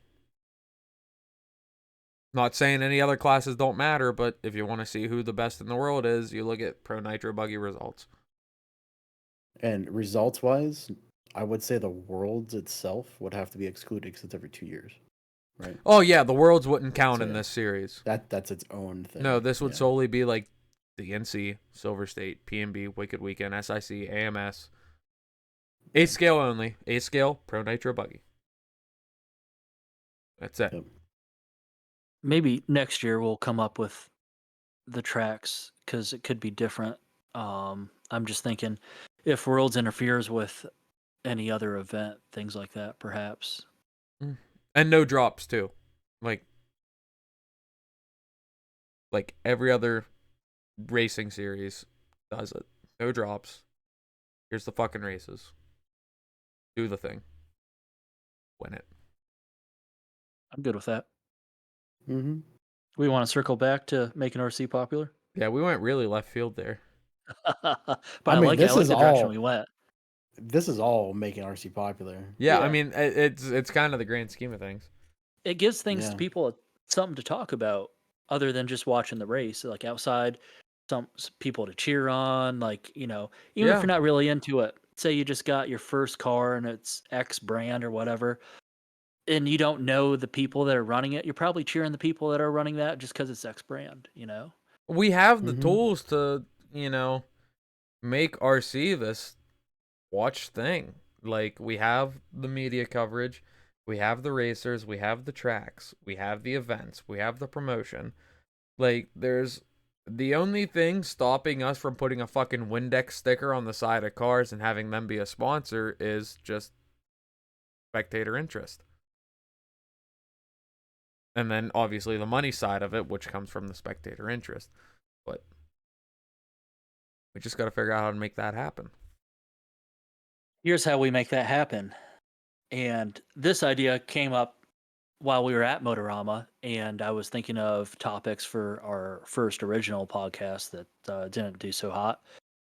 I was walking around, and we're walking through the Supercross, if you call it Supercross, Motocross, whatever it is. And what does RC need that they have? Women. Groupies. Groupies, you're right. That's what RC needs. It just things that draw people in from the outside a little bit. I think Krista will slap me though if I start bringing strippers to the racetrack. I can't wait to clip this. Yeah. But no, that was kind of a little bit of a joke. But in an honest way, though, like there were a lot of just young generation that's I don't think they're really into supercross, motocross, like with all their heart, but they're kind of following it within a group because they think it's the cool thing to follow. You know what I'm trying to say? Like, just because that's the end thing, they just kind of want to be associated to it. So I think if we were to make RC racing kind of like the end thing, people would just start kind of following it. So it's cool to see young kids say, "Oh, sorry, Mad Maddie Long, for example, was just on that She was on the Northeast. NERP Yeah. podcast there." Although she doesn't kind of promote it with her young friends, but seeing younger generation and stuff like that doing it more often, the more that they do it, it'll just start becoming that little bit of an in thing. Some of the other ideas I had to help get the young generation in is promoting RTR classes and youth classes. Mm-hmm. Because as you can see, we know at what we invest into the cars to get them to competitive. And Mike, that gigantic box of tires behind you, we'll stop at With almost its no front row cost seat just on so your that we couch. can be competitive. And, you got your fancy, I can't tell if that's a buggy or a truggy there. It looks like a truggy. That's a tree. Yep. I thought it was a buggy this whole time. Yeah, all loaded out, I'm sure, and I'm sure it's ready to go. But that's probably not feasible or attractive to somebody who hasn't ever raced before. So things like the Arma, what is it, Typhon there for The RTR TLR2 buggy. Typhon. Yeah, that. And did TLR come out with another one? Somebody else may have as well. They have an RTR 8X, whatever. 8XE. They have an RTR version where it's like basically the race version, but it's an RTR like Spectrum system and some bits and pieces that don't come on the race rig to cut costs. But I don't know if that's what you're referring to or not. Just anything where it's like a $400 RTR price point that comes with a radio and maybe like your cheap battery, and it's already got the electronics and stuff loaded up. People that probably don't even have the tools already, things like that. I think they're kind of the things that we should promote and see more of a little bit instead of our $900 unassembled kits without wanna talk about electronics or motors, and we still have to glue up the tires, buy everything separate. I think things like that are a little unattractive to people who aren't racing to get into the hobby. And I feel like that will forever be a problem though, because if someone walks up and you're like, man, this is they're like, this is the coolest thing, like this is sweet, and you're like, yeah, it's fun, and they're like asking all this, and then finally the question comes out, well, what does it cost? And you sit there and you tell them, oh, I got, if you buy this buggy or truggy or whatever, if you do everything brand new, you're looking at 2Gs or whatever. They're like, well, I can buy a fucking quad for that and just ride around on my own. And you're like, yeah, you can. And it's like, not a new one though. You just compared new RC pricing to a used quad. right. No, I did. And you can get a used RC car for half the cost. But like and Taylor, like you said, it's the appeal. Like right now, 2-strokes and 4-strokes and quads and dirt bikes and cars are more appealing. Why? I feel like you can't really give an educated answer on why, because there's too many variables involved. Like, if someone knocked on my door and said, here's money to drag race for the rest of your life, gone. Taylor, I'm sure you could say the same. But if someone knocked on my door and said, here's money to RC race for the rest of your life, gone again, Those are my two things I love. But I don't know where I'm going with that. I lost my train of thought. We need more women in RC. That's the main point. And I told Davey at Motorama, because we went to the Gucci bathroom down by the Motorama track, and I was like, hey Davey, there's like a lot of good women walking around in this section, and like, you come by us, what do we got? Taylor? Like, good looking dude. That's all we got. Thank you. me, Bo Jornhorse. Trying to think of the other Bearded Bo super Jornhorst. attractive guys. Yeah. But yeah. Need groupies, like Taylor said. Remember that, Krista? Taylor said we need groupies. So Start with paid strippers, and then that brings in the other girls, the unpaid ones, and it just trickles down from there. See, you bring them in, you give them a remote, let them drive. They start saying to their friends, "Oh, it was fun. Yeah. Come check this out." Actually, I do know quite a few that There you go. would have a good time and then end up doing things like that. So, have a good time on the track, or no, seriously, some of them are quite a bit of fun to hang out with. I wouldn't know. No, I think, I mean, all that conversation was good. What about promoting youth classes? And then this kind of, I throw it in your lap a little bit, Alex, because you're like a race director and everything else. I'd like to see youth classes promoted on like RC flyers, things like that. Because you start bringing in then father son time, and not to just say it's like a sexist thing. What has to be a dad, could be a mom, could be a daughter, etc. But a lot of times it's just generally father son. Like the dad sees this thing on the flyer. Maybe they had an old RC car when they were growing up, or they're just into cars or anything like that. Their son's maybe 7, 8 years old, and they're like, "Oh, we could do this cool thing together." And then when they see things like that, that could start start breeding more young Gavin Yoders, things like that, Right. in that habitat. So from a promotion side, from the side of organizing events for a local track, WO does not have a youth presence at all. So, while obviously they are more than welcome, and when I say more than welcome, I mean they're more welcome than the middle-aged dudes that always sweat around me. No offense. But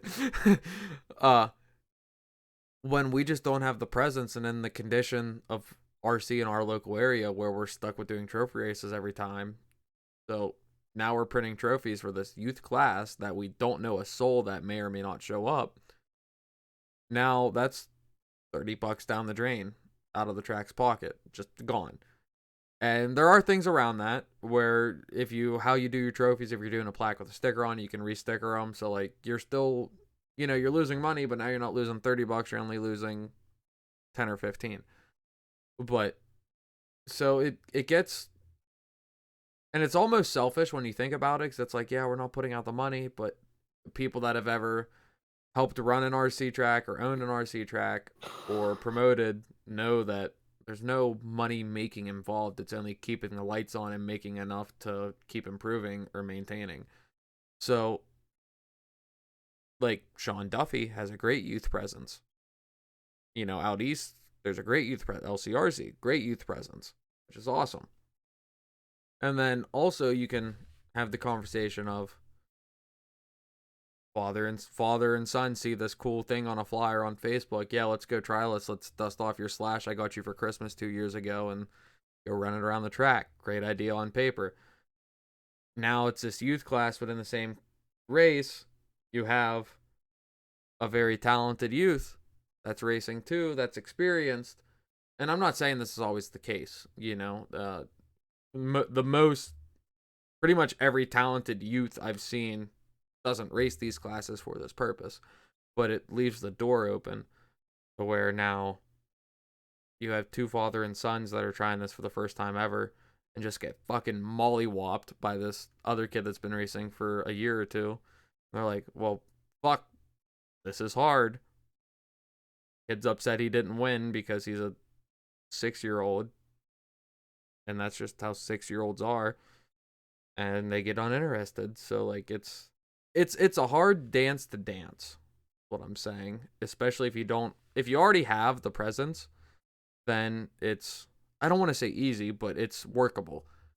But to get that presence, especially on a local level, fucking hard. I think you have to team up with the local hobby shops who advertise for it, and other racetracks around. And hopefully it's people that understand you're not stealing or poaching anyone. You're really doing it to help the entire sport Right. by keeping more people in it, bringing new people in, things like that. And that's where I'm in a delicate scenario where the WOCRC doesn't have any local hobby shops, and the closest hobby shop is ACS, to where they have closer tracks down by ACS. So if they're local to that hobby shop, then they're going to go to these tracks that are 30 to 45 minutes away compared to an hour and a half away. And those other tracks are doing great too, and they have a local presence of a youth presence of some sort. But I'm not trying to make excuses, but I feel like at WO there's right now it's a delicate scenario, because we go back in time 4 or 5 years ago, we did have a great youth presence when it was mostly the youth side of it was a lot of local kids that were 15-20 minutes away max. And then as the economy changed and things got a little more expensive with traveling and hobbies and everything, the kids didn't want to do that hobby anymore. The kids found, money, working for their own money and be able to do what they want, or they found up, about dating and all that fun stuff. So now racing toy cars wasn't as attractive compared to the other thing. Or just they like to race quads too, or they like to ride on the boat or go fishing. So now, when the economy took a hike, now they're like, okay, I only have enough money to do one or the other. I like fishing better than this. And long story short, we lost our youth presence through whatever reason it may have been. But circling back, we're in a delicate scenario where, Taylor, everything you said makes sense and I agree with, and it's just like this fine line you have to walk where you don't want to have the track lose money, but you also have to spend money to make money. But there's also like a fine line of, I've spent so much money to try to make money, but I'm not seeing any returns. When is enough? And it's weird. I don't have an answer. If any promoters or track owners have an answer, please reach out to me and help me out. I would love to hear how other people do it and find a solution, or at least an idea to try something new. Nothing I've done worked so far, so and I definitely don't have any answers, but I don't know. It's weird. I got one other thing, unless you want to follow with that, Mike. I just want to just say one thing to where in today's age with it, and I'm going through this kind of like with my nephew, right? He's 14. It's really hard to compete with video games. Mm-hmm. It's really hard. To where like he knows I do RCs. Like I bought them one for their birthdays, a couple years ago, like a mini Revo or whatever, so they can play around, and he likes it. But like when it breaks, unless you fix it for him, he has zero desire to figure out what serotonin happened, gone. right?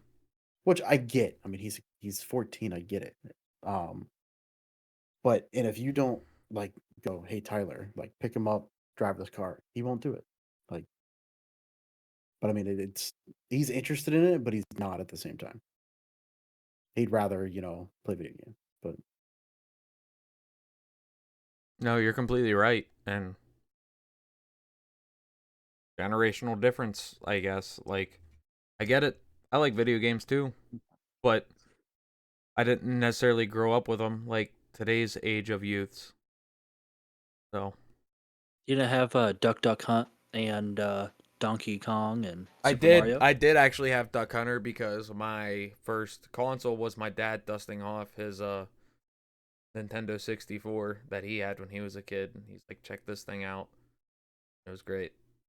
There was like a drag racing game. Always blew up the engine, Pong, and all that fun stuff. That's another podcast. All right. The one other thing I wanted to touch on, and this is for you guys to boast about your class, Alex, is with the RTR classes, things like the stock Traxxas class. And I wanted you to touch on that. And I think things like that kind of lead back into that low initial cost where we don't let things get too far away, because you put limits on your whatever it costs to buy the Traxxas Slash there, $350. You're using the stock controller, and you're no longer competing against, what we have in our four-wheel drive short course trucks. As I'm looking at mine on the wall right now, what do I have invested in that? $1,000 or more without my Easy. $600 Sandwa, without my, $200 charger and whatever I $500 have in in tools and batteries, equipment. and then unlimited amount of tires and things like that that just keep adding up. When we keep it competitive like that, I think it's fun for everybody within the class, and also it seems to be affordable for new people to get into it. What do you guys think? Yeah, overall, I think we need to appeal to the parents more than the kids. You know what I mean? Like the kids Mhm. will I think kids will see like racing cars and they're like, "Oh, those are cool." They're gonna think they're cool, but it's getting the parents on board. Like me growing up, my parents could care less that I played with RC cars, right? Like I got dropped off at the track, you know. It's just like that's what my brother and I wanted to do. But we wanted to do it, and it just so happens that our parents were okay, cool, and they dropped us off at the track for the day, you know. See, like, But for me, it was something I got into on my own. Like, my dad got my brothers and I T-Maxes when I was just a wee lad. Ran those for a couple years, then, like, we didn't do it anymore, and then just when I was 13, whatever happened, I just wanted to fuck with RC cars. Just, like, came out of nowhere, basically. Here we are today. But with getting the parents on board, it's again a fine line, and that's where I'm hoping the RTR class comes into play, where it's like I think retail for an RTR two-wheel drive slash battery charger, radio, fucking everything you need is like $260 or something, and there you go on the track. Like that's the whole point of this class is buy this one thing in a box, and you're good, you're done.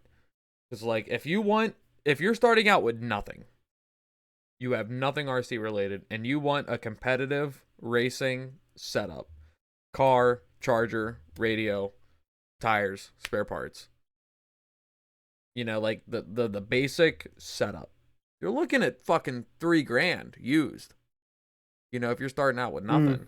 And to tell someone that, I mean, yeah, it's roughly, but like, I yard sale my stuff when I'm done.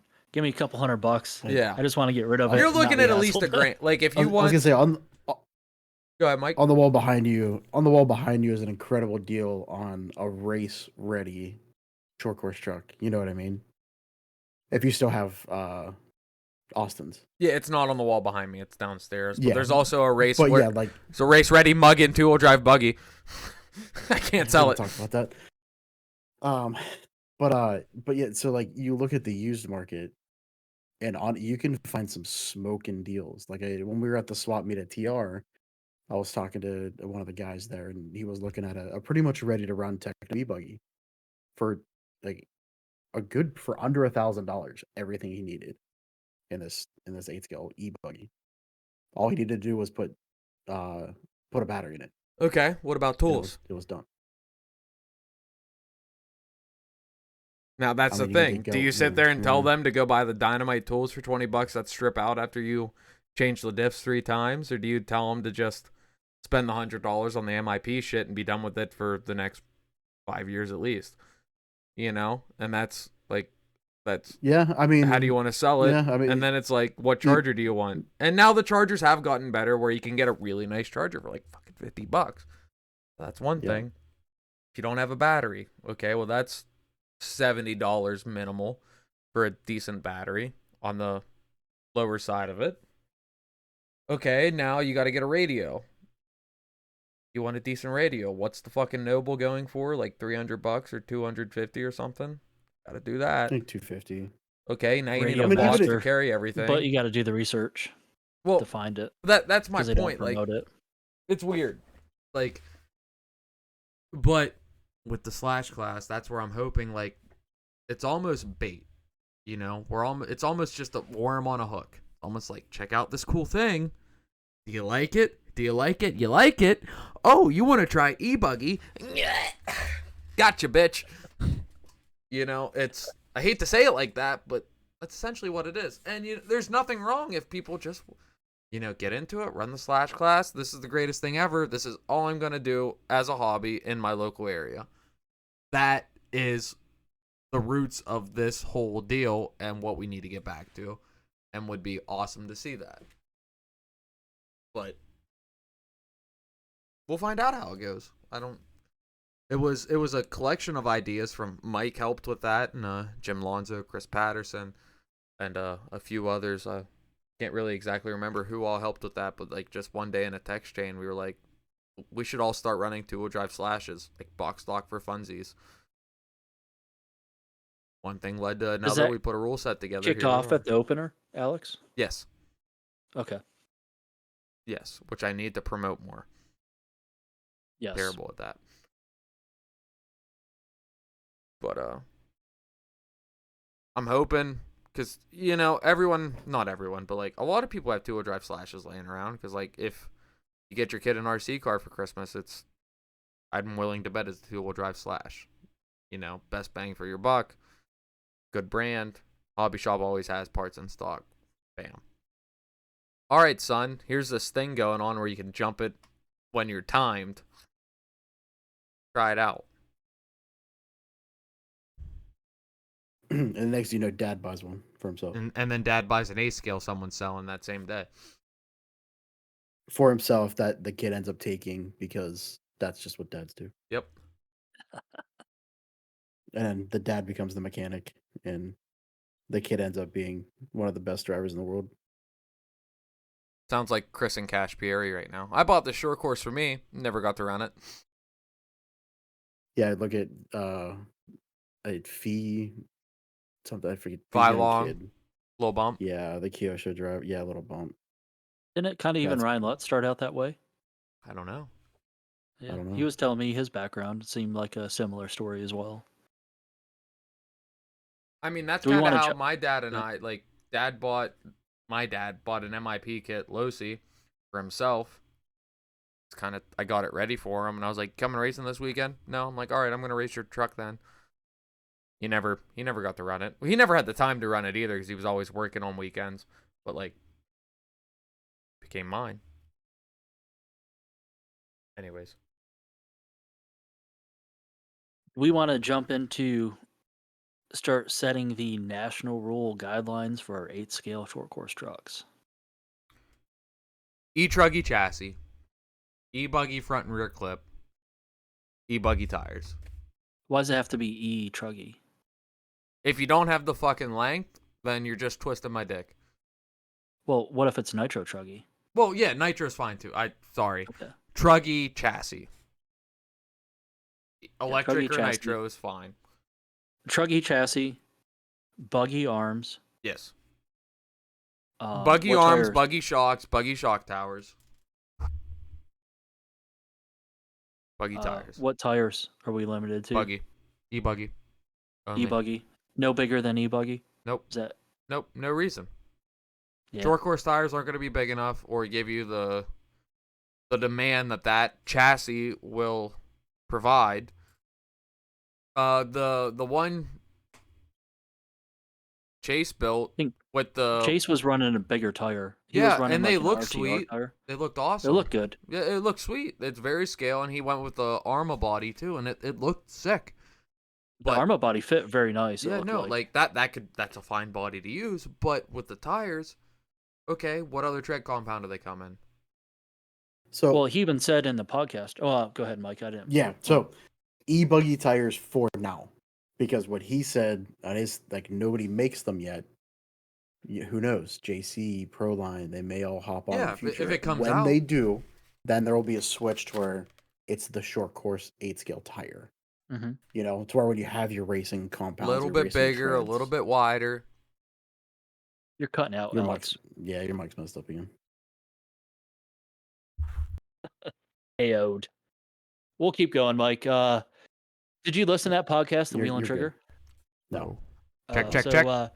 they used an RTR of some sort tire there, and it was Wally Builds. Nick Walnuts was saying if they would have switched to an e-buggy, it would have lowered the center of gravity a little bit because they were running into trouble with the sidewall being so high. That was kind of giving it a little bit of sway. Although I don't think they were there to set the world on fire or anything like that. They clearly, even Chase said that they could dial in the shock package a little bit more. They were kind of just there to promote what they did and take some videos and have a good time. And it looked like they sure were having a good time. That thing looked like a blast on the track. But I think e-buggy's going to be the move for tires until we get something different. And Yep. am I cutting out first of all? You're No, good. you're Okay. I think,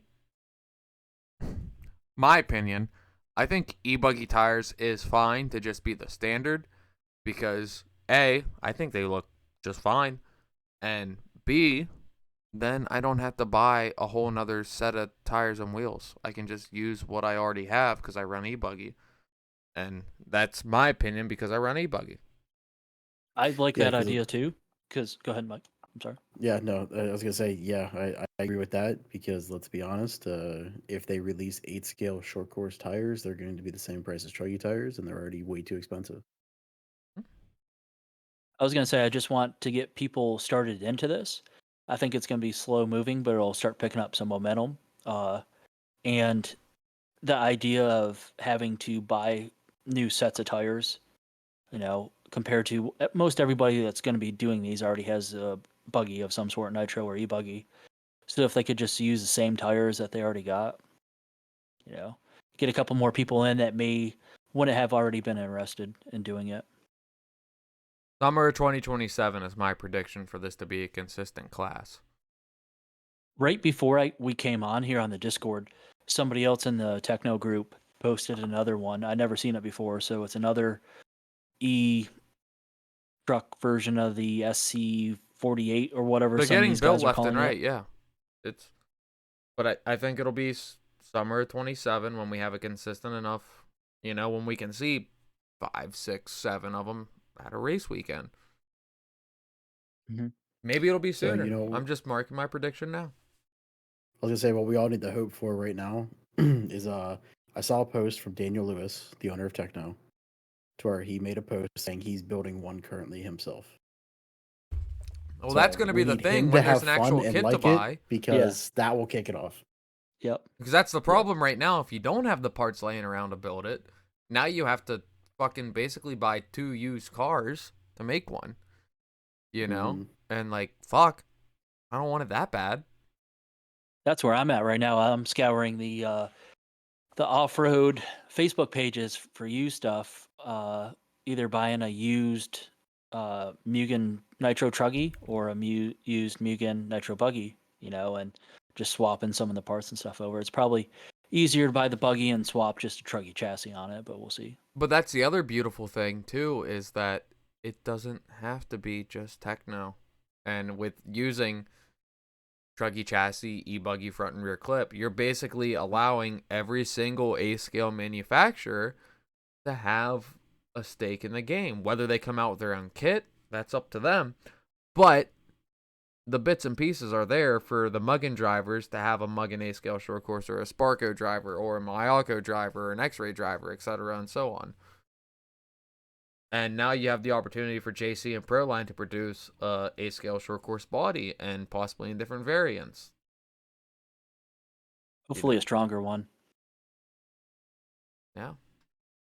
I mean, and like I said, way back when, before, the day after Troy and Mayfield did their thing, this should replace 10 scale short course outside. Just X-nay that whole class. Not get rid of Truggy. None of that shit. Keep Truggy. Keep Buggy. Let's get rid of 10 scale short course outside at the big tracks. I will park my super light will only run at Adrenaline and Big Dogs and Mimis, and I will build an A-scale short course, and that'll be the thing I run outside. I don't think we'll ever get it back, but what if the pros started running short course truck like they did back in the day.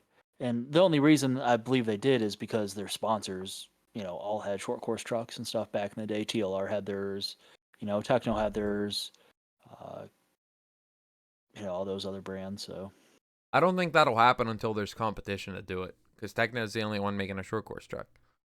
yeah, So what is the point of having your pros run this extra class if you're not gaining anything?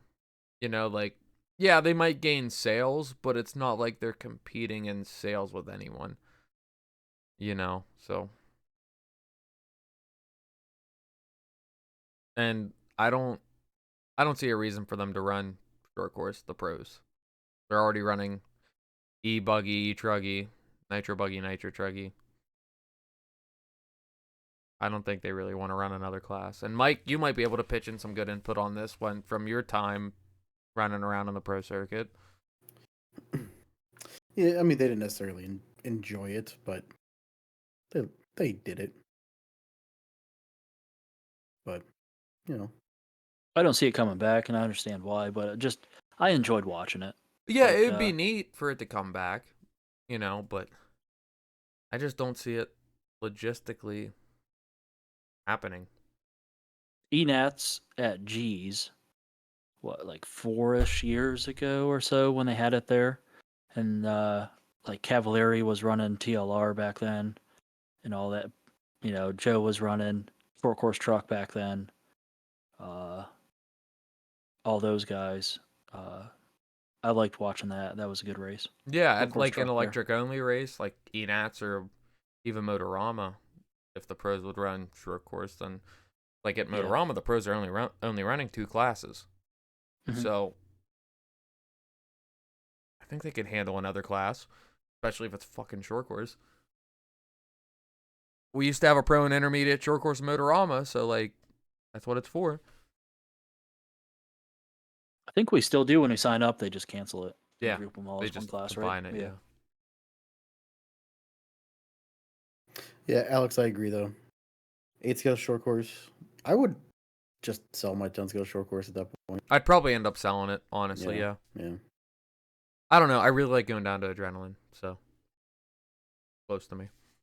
I mean, even at Adrenaline, you could run the 8-scale short course. You run an 8-scale buggy there. They Run run Truggy Truggy. there too. So Yeah. yeah. I mean, they're already running 8-scale short courses, so. Facts. Yeah.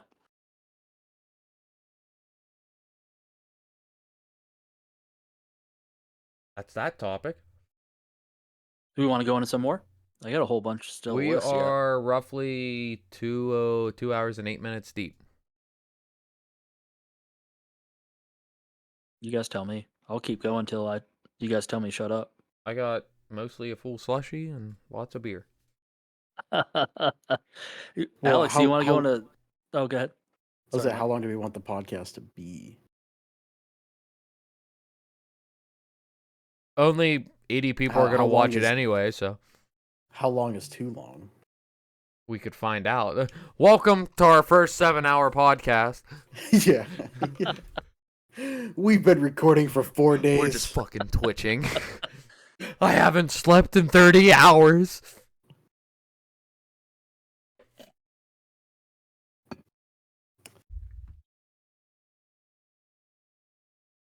I'd say one more topic would be enough because we'll be at a little over 2.5 hours.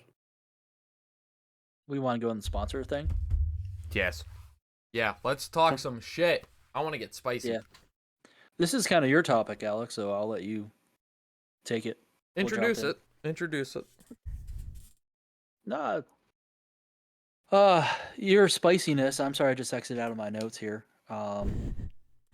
So, what are your thoughts on local sponsors, not top tier sponsors? I think top tier sponsors are needed for the hobby. Yes. Gives promotion, people to cheer, things like that. Gives And I'm us a reason to talking have our the ones point that are series. actually paid or on their way to become paid.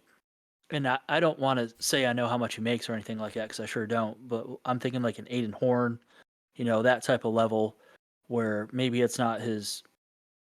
I believe it's his full-time job, but he probably can't make a great living right now. But he's on his trajectory to be that type of person. I think people like him are necessary within the sport. And then of course anyone above that level. But we're talking more the below that level, the people that contracted customers that get 10, 15, 20% off an order, things like that. And they're just running a sticker. And I think that most every one of these people, my opinion, not calling anyone out, does a poor job of representing the brand. A lot of them don't even stick to their contracts. They run other brands while they signed a contract to run one brand. I don't see any great advertisement online from these people, local or regional, to show off the products that they do get a discount on, things like that. They're the people I'm talking about. Alex? So let me preface with a couple things before I dive into this, because I'm going to say a lot of things. I'm gonna be like Max in this situation. I want to preface with everyone wants to save a buck. This is an expensive hobby. Every little penny you can save helps, whether it's a 10% discount or whatever. Helps. 40% discount, 50% helps. Means a lot, especially to those really trying to compete, really traveling to race. When you can get parts for half off, kits for half off, that's more money you can spend to get a hotel at this other race that you can now attend because you're saving 50% on parts. And I also want to say that there are, and to kind of contradict you, Taylor, there's a lot of, like, I agree, there are people that are sponsored that don't really do the damn thing they're supposed to do, whether contract-wise or just helping out at the track, helping the new racers or whatever you may have it. But there are also tons of people that, don't necessarily do the cookie cutter race report or, promote their sponsor on social media or whatever, that will sit there at the track with someone that just bought whatever brand car. It might not even be the brand they run, but they will sit there all weekend or all day and help them get better, help them figure out the car or whatever. And there are some is an understatement. There's a lot of really special people that are sponsored that do everything they can to help out any racer running any brand. So I want to preface with those. Now, the tea, the dirt, as LCRC calls it. I think on a factory level, there should only be 2 tiers of sponsorships. Tier A, you get paid to do this. And when I say you get paid, like, this company that is paying you to race their shit is basically paying your mortgage. Like, this is your job. Race our shit. Tier B is race our shit. We're not going to pay you, but you get your shit for free. And obviously there's some fine line. Like, you can't just order kits willy-nilly or whatever. But, like, there's some brands do, like, 2 kits a year or whatever, which is fine. Or, like, maybe they do, like, an X amount of MSRP for parts or whatever. So, like, okay, you get 2 kits a year and you get $2,000 MSRP for parts or whatever hypothetical number. That's all free. And then now it's out of your own pocket to go race, which I feel like is a fair deal. Those are the only 2 factory sponsorships that should happen, in my opinion. Everything else should be through your local hobby shop. And it should be a point where the brands get with the local hobby shops. And obviously they need to be a dealer, and whoever they have for a distributor, Horizon, A-Main, whatever. Where it's like, you have X amount of sponsorships to give out a year. And Mike talked about this with me too, where it's like, okay, so this local hobby shop has 20 sponsorships to give out for Techno or for X-Ray or whatever. And now they get a 20% discount off in store or online, but through that local hobby shop. And the point of that is that sponsored driver is still saving the money that he was accredited for, but the hobby shop is also still getting some cake out of the deal. The hobby shop orders it at cost, which is whatever their cost may be, which varies depending on the sales the hobby shop has. If a hobby shop can move 10 grand of sales a week, that their at cost prices are going to be lower than a hobby shop that moves 10 grand of sales in a month, because that's just how business works. But if a hobby shop gets a kit for, hypothetical, they get a scale buggy kit for $500. A sponsored driver at 30% discount can get it for $650. Now that sponsored drivers in today's world ordering it through the manufacturer with their sponsorship account. Now, let's take that sponsorship account away directly through the sponsorship. Let's make that channel through the local hobby shop. Now that person is sponsored by their local hobby shop for this brand. They're still spending the same $650 for this $500 kit or whatever I said it was. But now the hobby shop is still getting $100, $150 profit. So now it's not the same icing on the cake that hobby shop would get off of Joe Schmo walking off the street wanting to buy this A-scale buggy for $800, and the hobby shop gets $300 profit. But they're also not getting skipped out on the deal and, not getting included on the money-making effort. And I truly feel if we keep going in the direction we're going, where there's 10, 20, 30% discounts being thrown willy-nilly for tires, electronics, chassis, etc., that we're slowly going to kill off our local hobby shops on the racing side of things. And that's a big reason why some local hobby shops don't carry anything racing related or up-to-date racing related because they can't move it. So why would they sit there and stock the shelves and keep up to date with all these racing parts for these different brands when they can't even sell the shit from the last kit? And they can't sell it because all the people in the area have some sort of discount where it's cheaper for them to order through the manufacturer than it is to walk into the hobby shop and get it. So now that hobby shop has all this old stock sitting on the shelf, collecting dust, never going to get sold. It's money out of their pocket. It's a loss. Chalk it up as a loss. And now they have to lose more money to try to hope for sales by updating their inventory. And it creates this weird black hole because then now we can circle the whole way back to these new people getting into racing. They buy this car at the local hobby shop. They break something. They go into the local hobby shop to get it fixed. Sorry, we don't have that. Why don't you have it? Well, no one ever buys it, so we don't stock it. Fuck. Like, it just creates this whole big circle that, we just find ourselves in the hobby. And I don't know. I just feel like something needs to change at some point, or else we're going to lose a lot of really good things happening. But, and I should have prefaced this, but I'm going to post-face this, how I've never been sponsored. I've applied a couple times to a few different companies, but I've never been sponsored. I do have a military discount with Techno and Tekin that I am very grateful for, and it helps out a shit ton. And let everyone know, if you are a veteran or active duty military, check out Techno and Tekin for their military discount. It is very nice. It helps out a lot. So I'm kind of biased never being sponsored, but I get that discount. I don't know. I have a weird view, and I also don't know the other side of it. That's my spiel. Mike, you've been a part of it. I'd love to hear your side. Yeah, I mean, you and I have talked about this in the past. It is actually recently too. But no,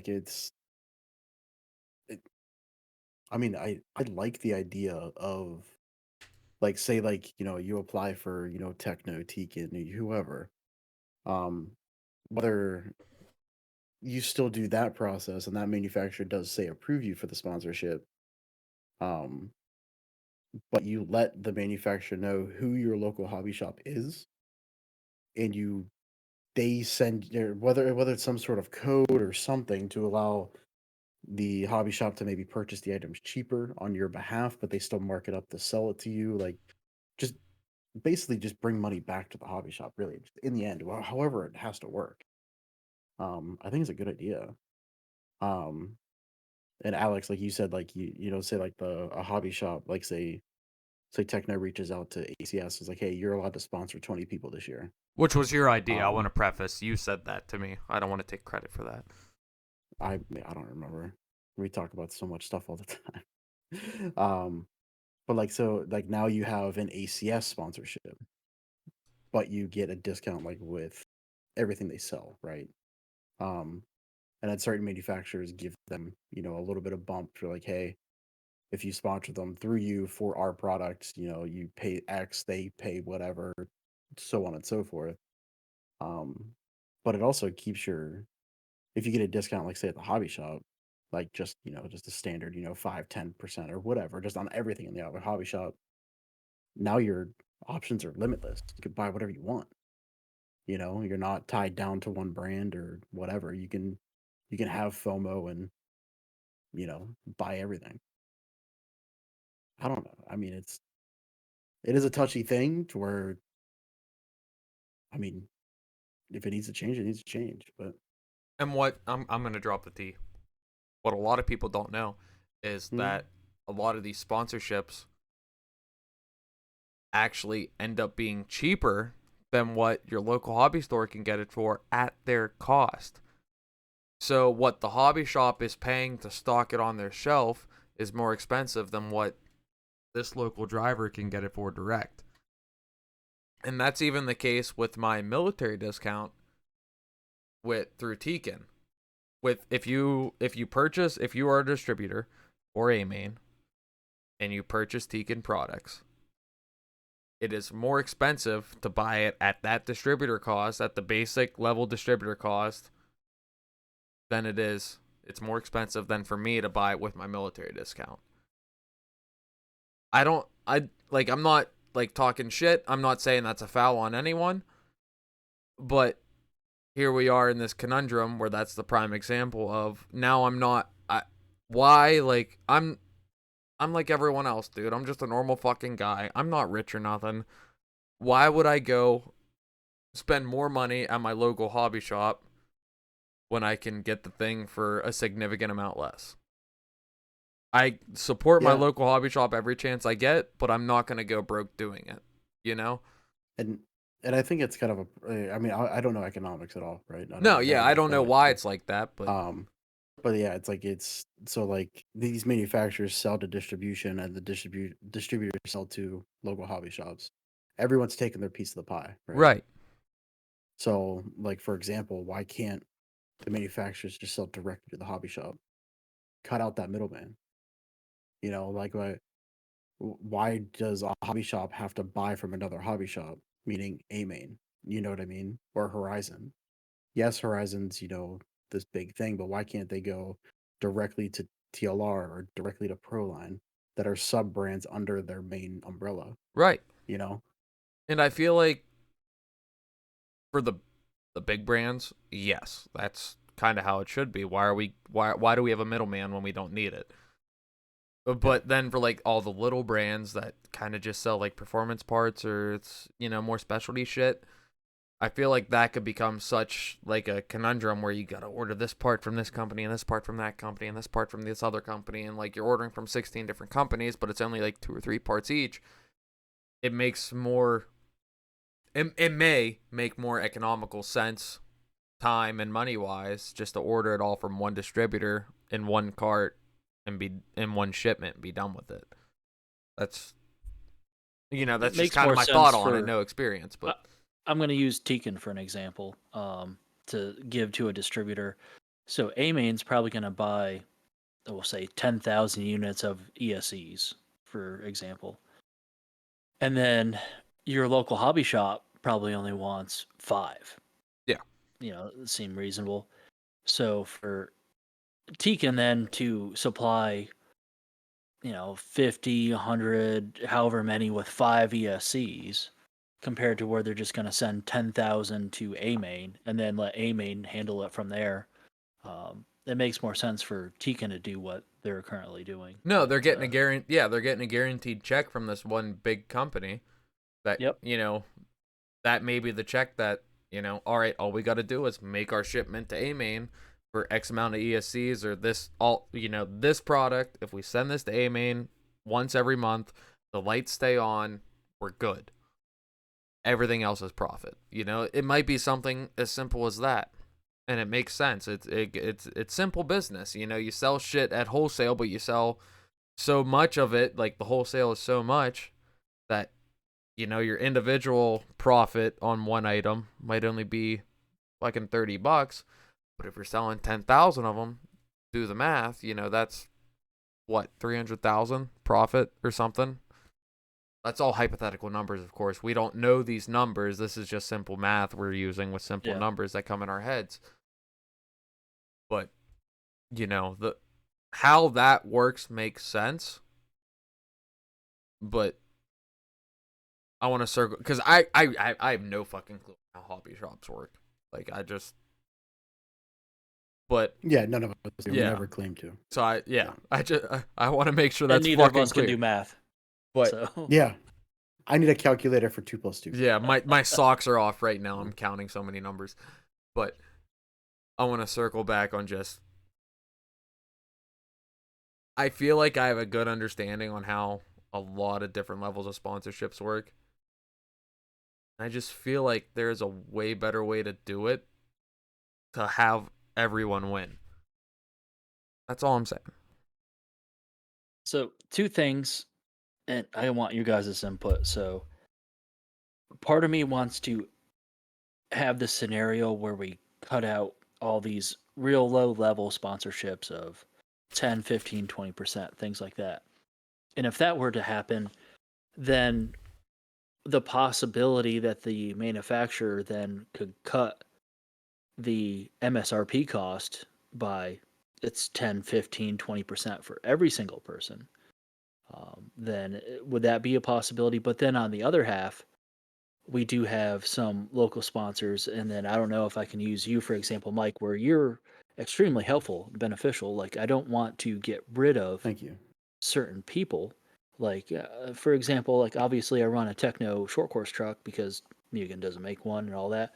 And, you know, I was buying this. Alex is reaching out to you to reach out to me for setup help and all this. Like, you know, what are the parts and stuff that you need? Things like that. Like, you are great at that. And we need people at a local level who are at these tracks to help and do that stuff, not always just sponsor somebody who can be on the podium. Like, sometimes to me that doesn't really matter as much. Like, that matters at your top tier levels. At the local regional level, we need the people that are helpful, you know, things like that.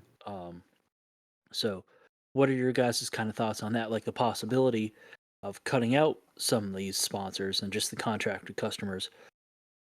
And maybe we could go back to these manufacturers actually doing reviewing of applications a little bit and seeing who they're sponsoring, not just saying yes to everybody, things like that. I will say, like, I think they've gotten a lot better over the last couple of years of, filtering people out. Yeah, they said no to Um, me, so I think it might depend on what manufacturer we're talking about, but yes. Yeah, I mean, yeah, there's a lot of manufacturers to where, like, when they, when they first get in the game, they sign whoever and whatever just to get their name out there. A lot of those manufacturers typically don't make it. You know, they're around for a year or two and then they die off and they're gone forever. Because I honestly think because they're doing that, they're trying to grow their business in the wrong way, right? Um, and it's not sustainable.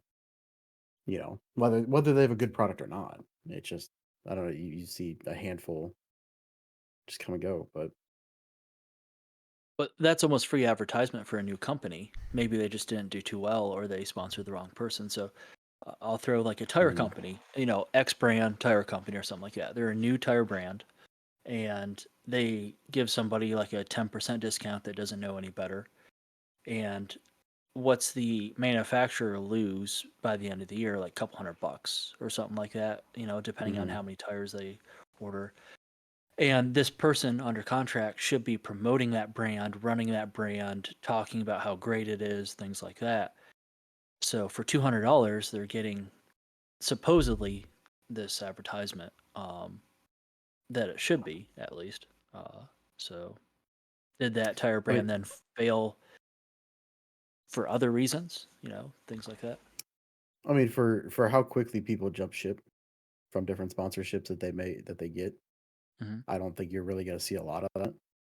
Like they're I don't know. I've always been under like the I don't know, the at least for like me, right? I've never applied to a company to where like I've never used their products prior, right? So it's not like you apply to a company and when you say you get approved for the sponsorship, it's your first time buying that product. That should never be the case, but that happens a lot, you know. But I agree totally, Mike. So, in today's I would say, world, uh, oh, sorry. no, I was just gonna say, in other hobbies and interests I have, whether it's kind of like some bodybuilding aspects of sports nutrition, supplements, things like that. Not so much nowadays, things have changed a little bit, but back in the day, if you weren't showing online that you're using a product, how great it is, talking about it, companies didn't reach out for sponsorships unless they seen that you were already doing some of the work on the back end beforehand and using the products, things like that. And same aspect for other regions of big scale drag racing for me that I would see. Um, I don't know, well, I'll say like Strange Breaks or something like that, or a smaller company for brakes, um, all that. If you showed that you were already using the product and how great it is, doing the advertisements, kind of promoting it when people ask things like that, then they would reach out for sponsorship. Not the opposite of like, hey, you should just sponsor me. I've never used your product. Where I see that in RC, like you kind of mentioned there, Mike. yeah, to where, you know, one week this person's like, oh, well, this product's the best. Well, next week they're using the exact same product from a different manufacturer. Oh, this one's the best one. Well, last week you said this one was the best one. So which one's the best one? Mm-hmm. It's like, I don't know. So, with circle back to like the 10-20% discount conversation. Mhm. It's a delicate world. Well, I don't know if delicate's the right word to use, but I feel like those 10-20% discounts is really just, Taylor, like you said, it's cheap / free advertising, especially in a world that's ran by social media. It's ran by Facebook, Instagram, etc. And we can even compare the bodybuilding world or the gym world period to this. Like, you know, if you're Taylor, someone of your stature, if you're a fairly yoked dude with a shit ton of muscle mass, and someone tells you here's a 10% discount to promote our protein powder, our creatine, or our pre-workout, or fucking whatever, and especially if you have a social media following, you make a reel of you bench pressing fucking 400 pounds, you're like, I use this, bam, that's instant sales at a cost of basically nothing to that company. You know, and it's the same thing in the RC world. If this dude is only getting a 10% discount and maybe his race results aren't showing well and maybe he's a dickhead, but on Facebook, he's saying, I ran this tire and it worked awesome. Next week, and I ran this tire, worked awesome. Next week, I ran this tire, worked awesome. People are going to keep seeing that tire. Maybe I should try these tires. Okay, I'll try them. Sale. And it's just a repetitive process where I feel like below 30% discount is just kind of a not even contracted customer, but more of a advertising scheme. Again, I don't know. I'm super ignorant to this, but that's I how feel like I'm tires seeing it. are the subject that we talked about earlier. That's definitely a win on Sunday, buy or sell on Monday type of thing. Like That's why we That's watch why I our bought a set main of races Lexus. on.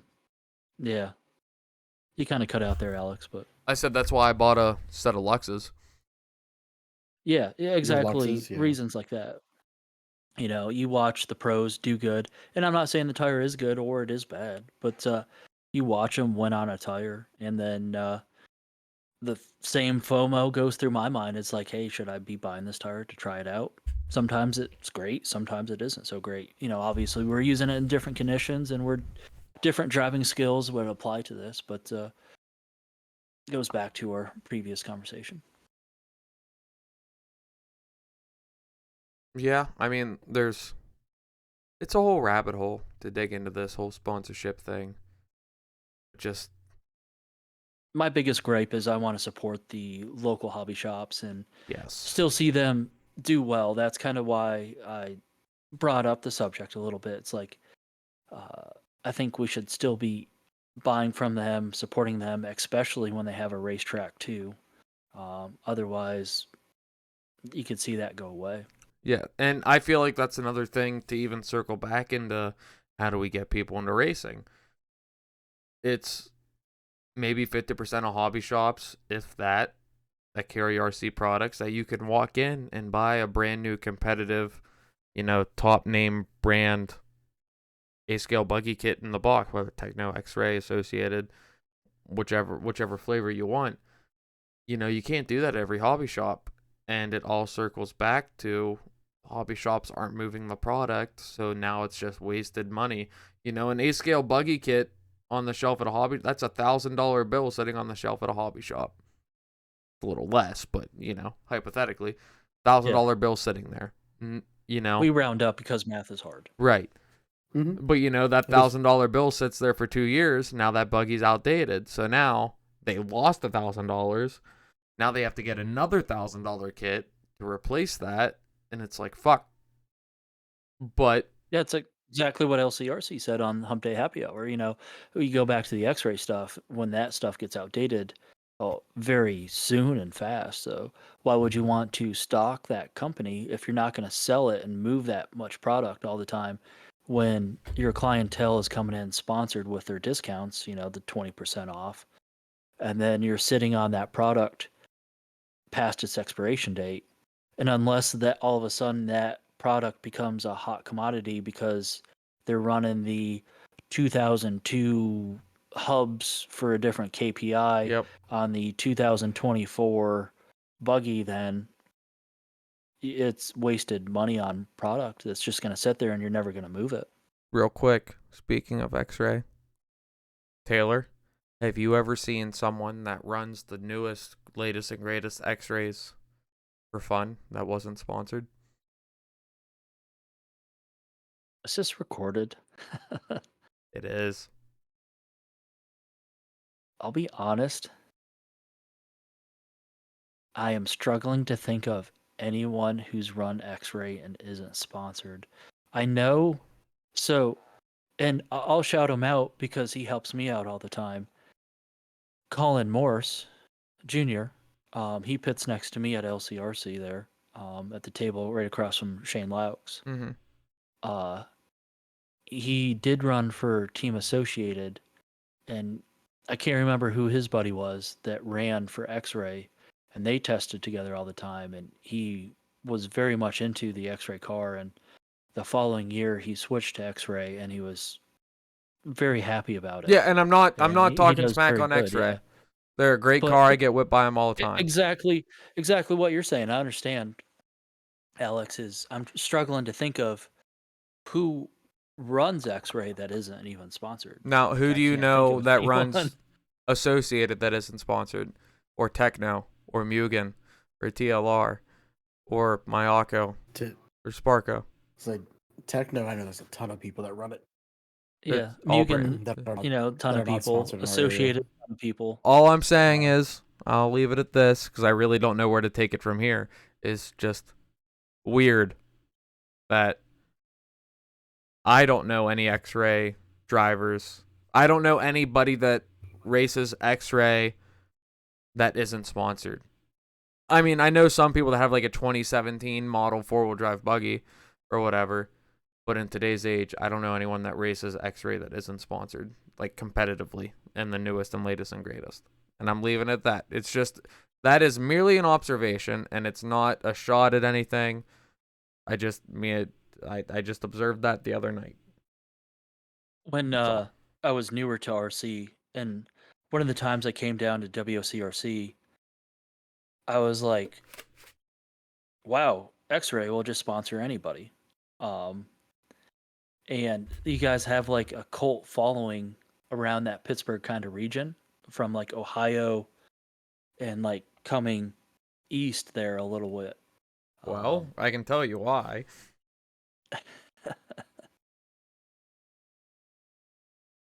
Anyways, yeah, we need to support the local hobby shops more is the whole point. Oh, fucking circle back to what I was saying. The whole $1,000 bill sitting on the shelf from kits is if a kid and his dad could walk into a store and see this brand new kit sitting on the shelf at a reasonable price and be like, fuck it, son. Let's go racing. I'll buy this and whatever I need and we'll do the damn thing. We'll drop the $3,000 or whatever. You know, if it's sitting on the shelf at all the local hobby shops, there it is. Because there is a thing in your brain where it's like, okay, it's here in front of me now. I can hand them a card or these paper bills, and I can walk out of this store with it. Compared to, yeah, we can get it. We got to order it. It'll be in like a week or so. So, you know, that whole thing where if you have more time to think about it, now you're not going to do it. But if it's there and there's no thinking involved, it's just you buy it or you don't, you know, it's more likely people are going to buy it if they're thinking about it. So I'm an impulse buyer too. Yeah, if we get rid of all this middleman bullshit and hobby shops can just start stocking the shit again and not lose their ass because they're stocking it, then it might turn around to having more racers in a whole. I don't know. I'm just a dude that talks into a mic for fun.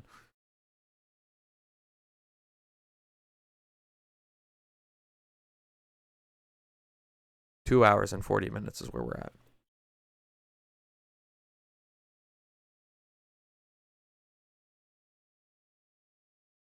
Call it? Call it? Yeah. Raise your hand if you want to call it. All right. Looks like no one wants to call it. All right, we're gonna call it. This has been the longest podcast, and Still gotta do shout and stuff yet. No, I'm just getting tired. What do we got to do? Do we got? I was gonna say just no shout outs. Well, yeah. Try to tack on another 15 minutes. Yeah, longest podcast. If you're still with us, thank you. Taylor, since you're in my top right screen, we'll start with you. Would you like to thank anyone? Shout out anyone? Any last remarks? Oh, just the usual. Thank Kevin Krista so much for LCRC. I try to support them as much as I can. Everything I buy pretty much just comes from them. LCRC. They have everything I need though. You know, I run Mugen cars for a reason that they even talked about. And Toby that we had on the last podcast there from 46RC Media. Try to support him as much as I can too, because he puts in all this work, money for equipment, live streams all these races that before I was racing every single one of them. I was watching them online and he doesn't charge for them. So it's a lot of work that he puts in, and it's kind of like a thankless job. So I try to support him as much as I can.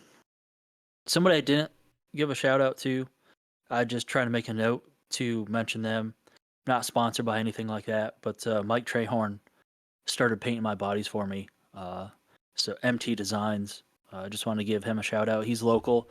Before I was paying Larry Genova down by Florida that paints for J Concepts, shipping bodies back and forth, waiting 4 or 5 months at a time for them to come back. But now just sticking local. Mike does an awesome job. He can see body back there that he's painted, and I got another one sitting in his booth. I'm just thankful for him. Trying to stay local, support all my local people, hobby shops, all that. You guys? Mike?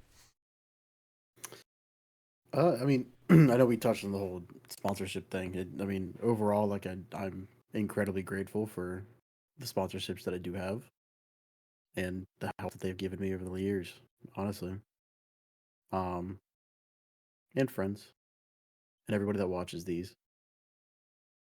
So, Well, I want to thank, first of all, I want to thank ACS Hobbies for everything they help out with, of course. I want to thank all the local hobby shops, especially after our discussion. I want to thank all the local hobby shops for just existing, primarily giving us a place to come in and buy things and hang out. And I love the local hobby shops.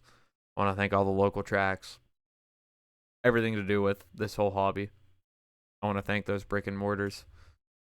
And like Mike said, I want to thank you, the listener, the viewer, the watcher, the follower, the subscriber, the commenter, the liker. I want to thank whichever version you are, and hopefully you're all versions, on Spotify, on YouTube, on Facebook. Like, subscribe, comment, and remember, keep it on its wheels and keep it between the pipes. And Mike, what do we say? Slow is fast. That's it. Good night, y'all.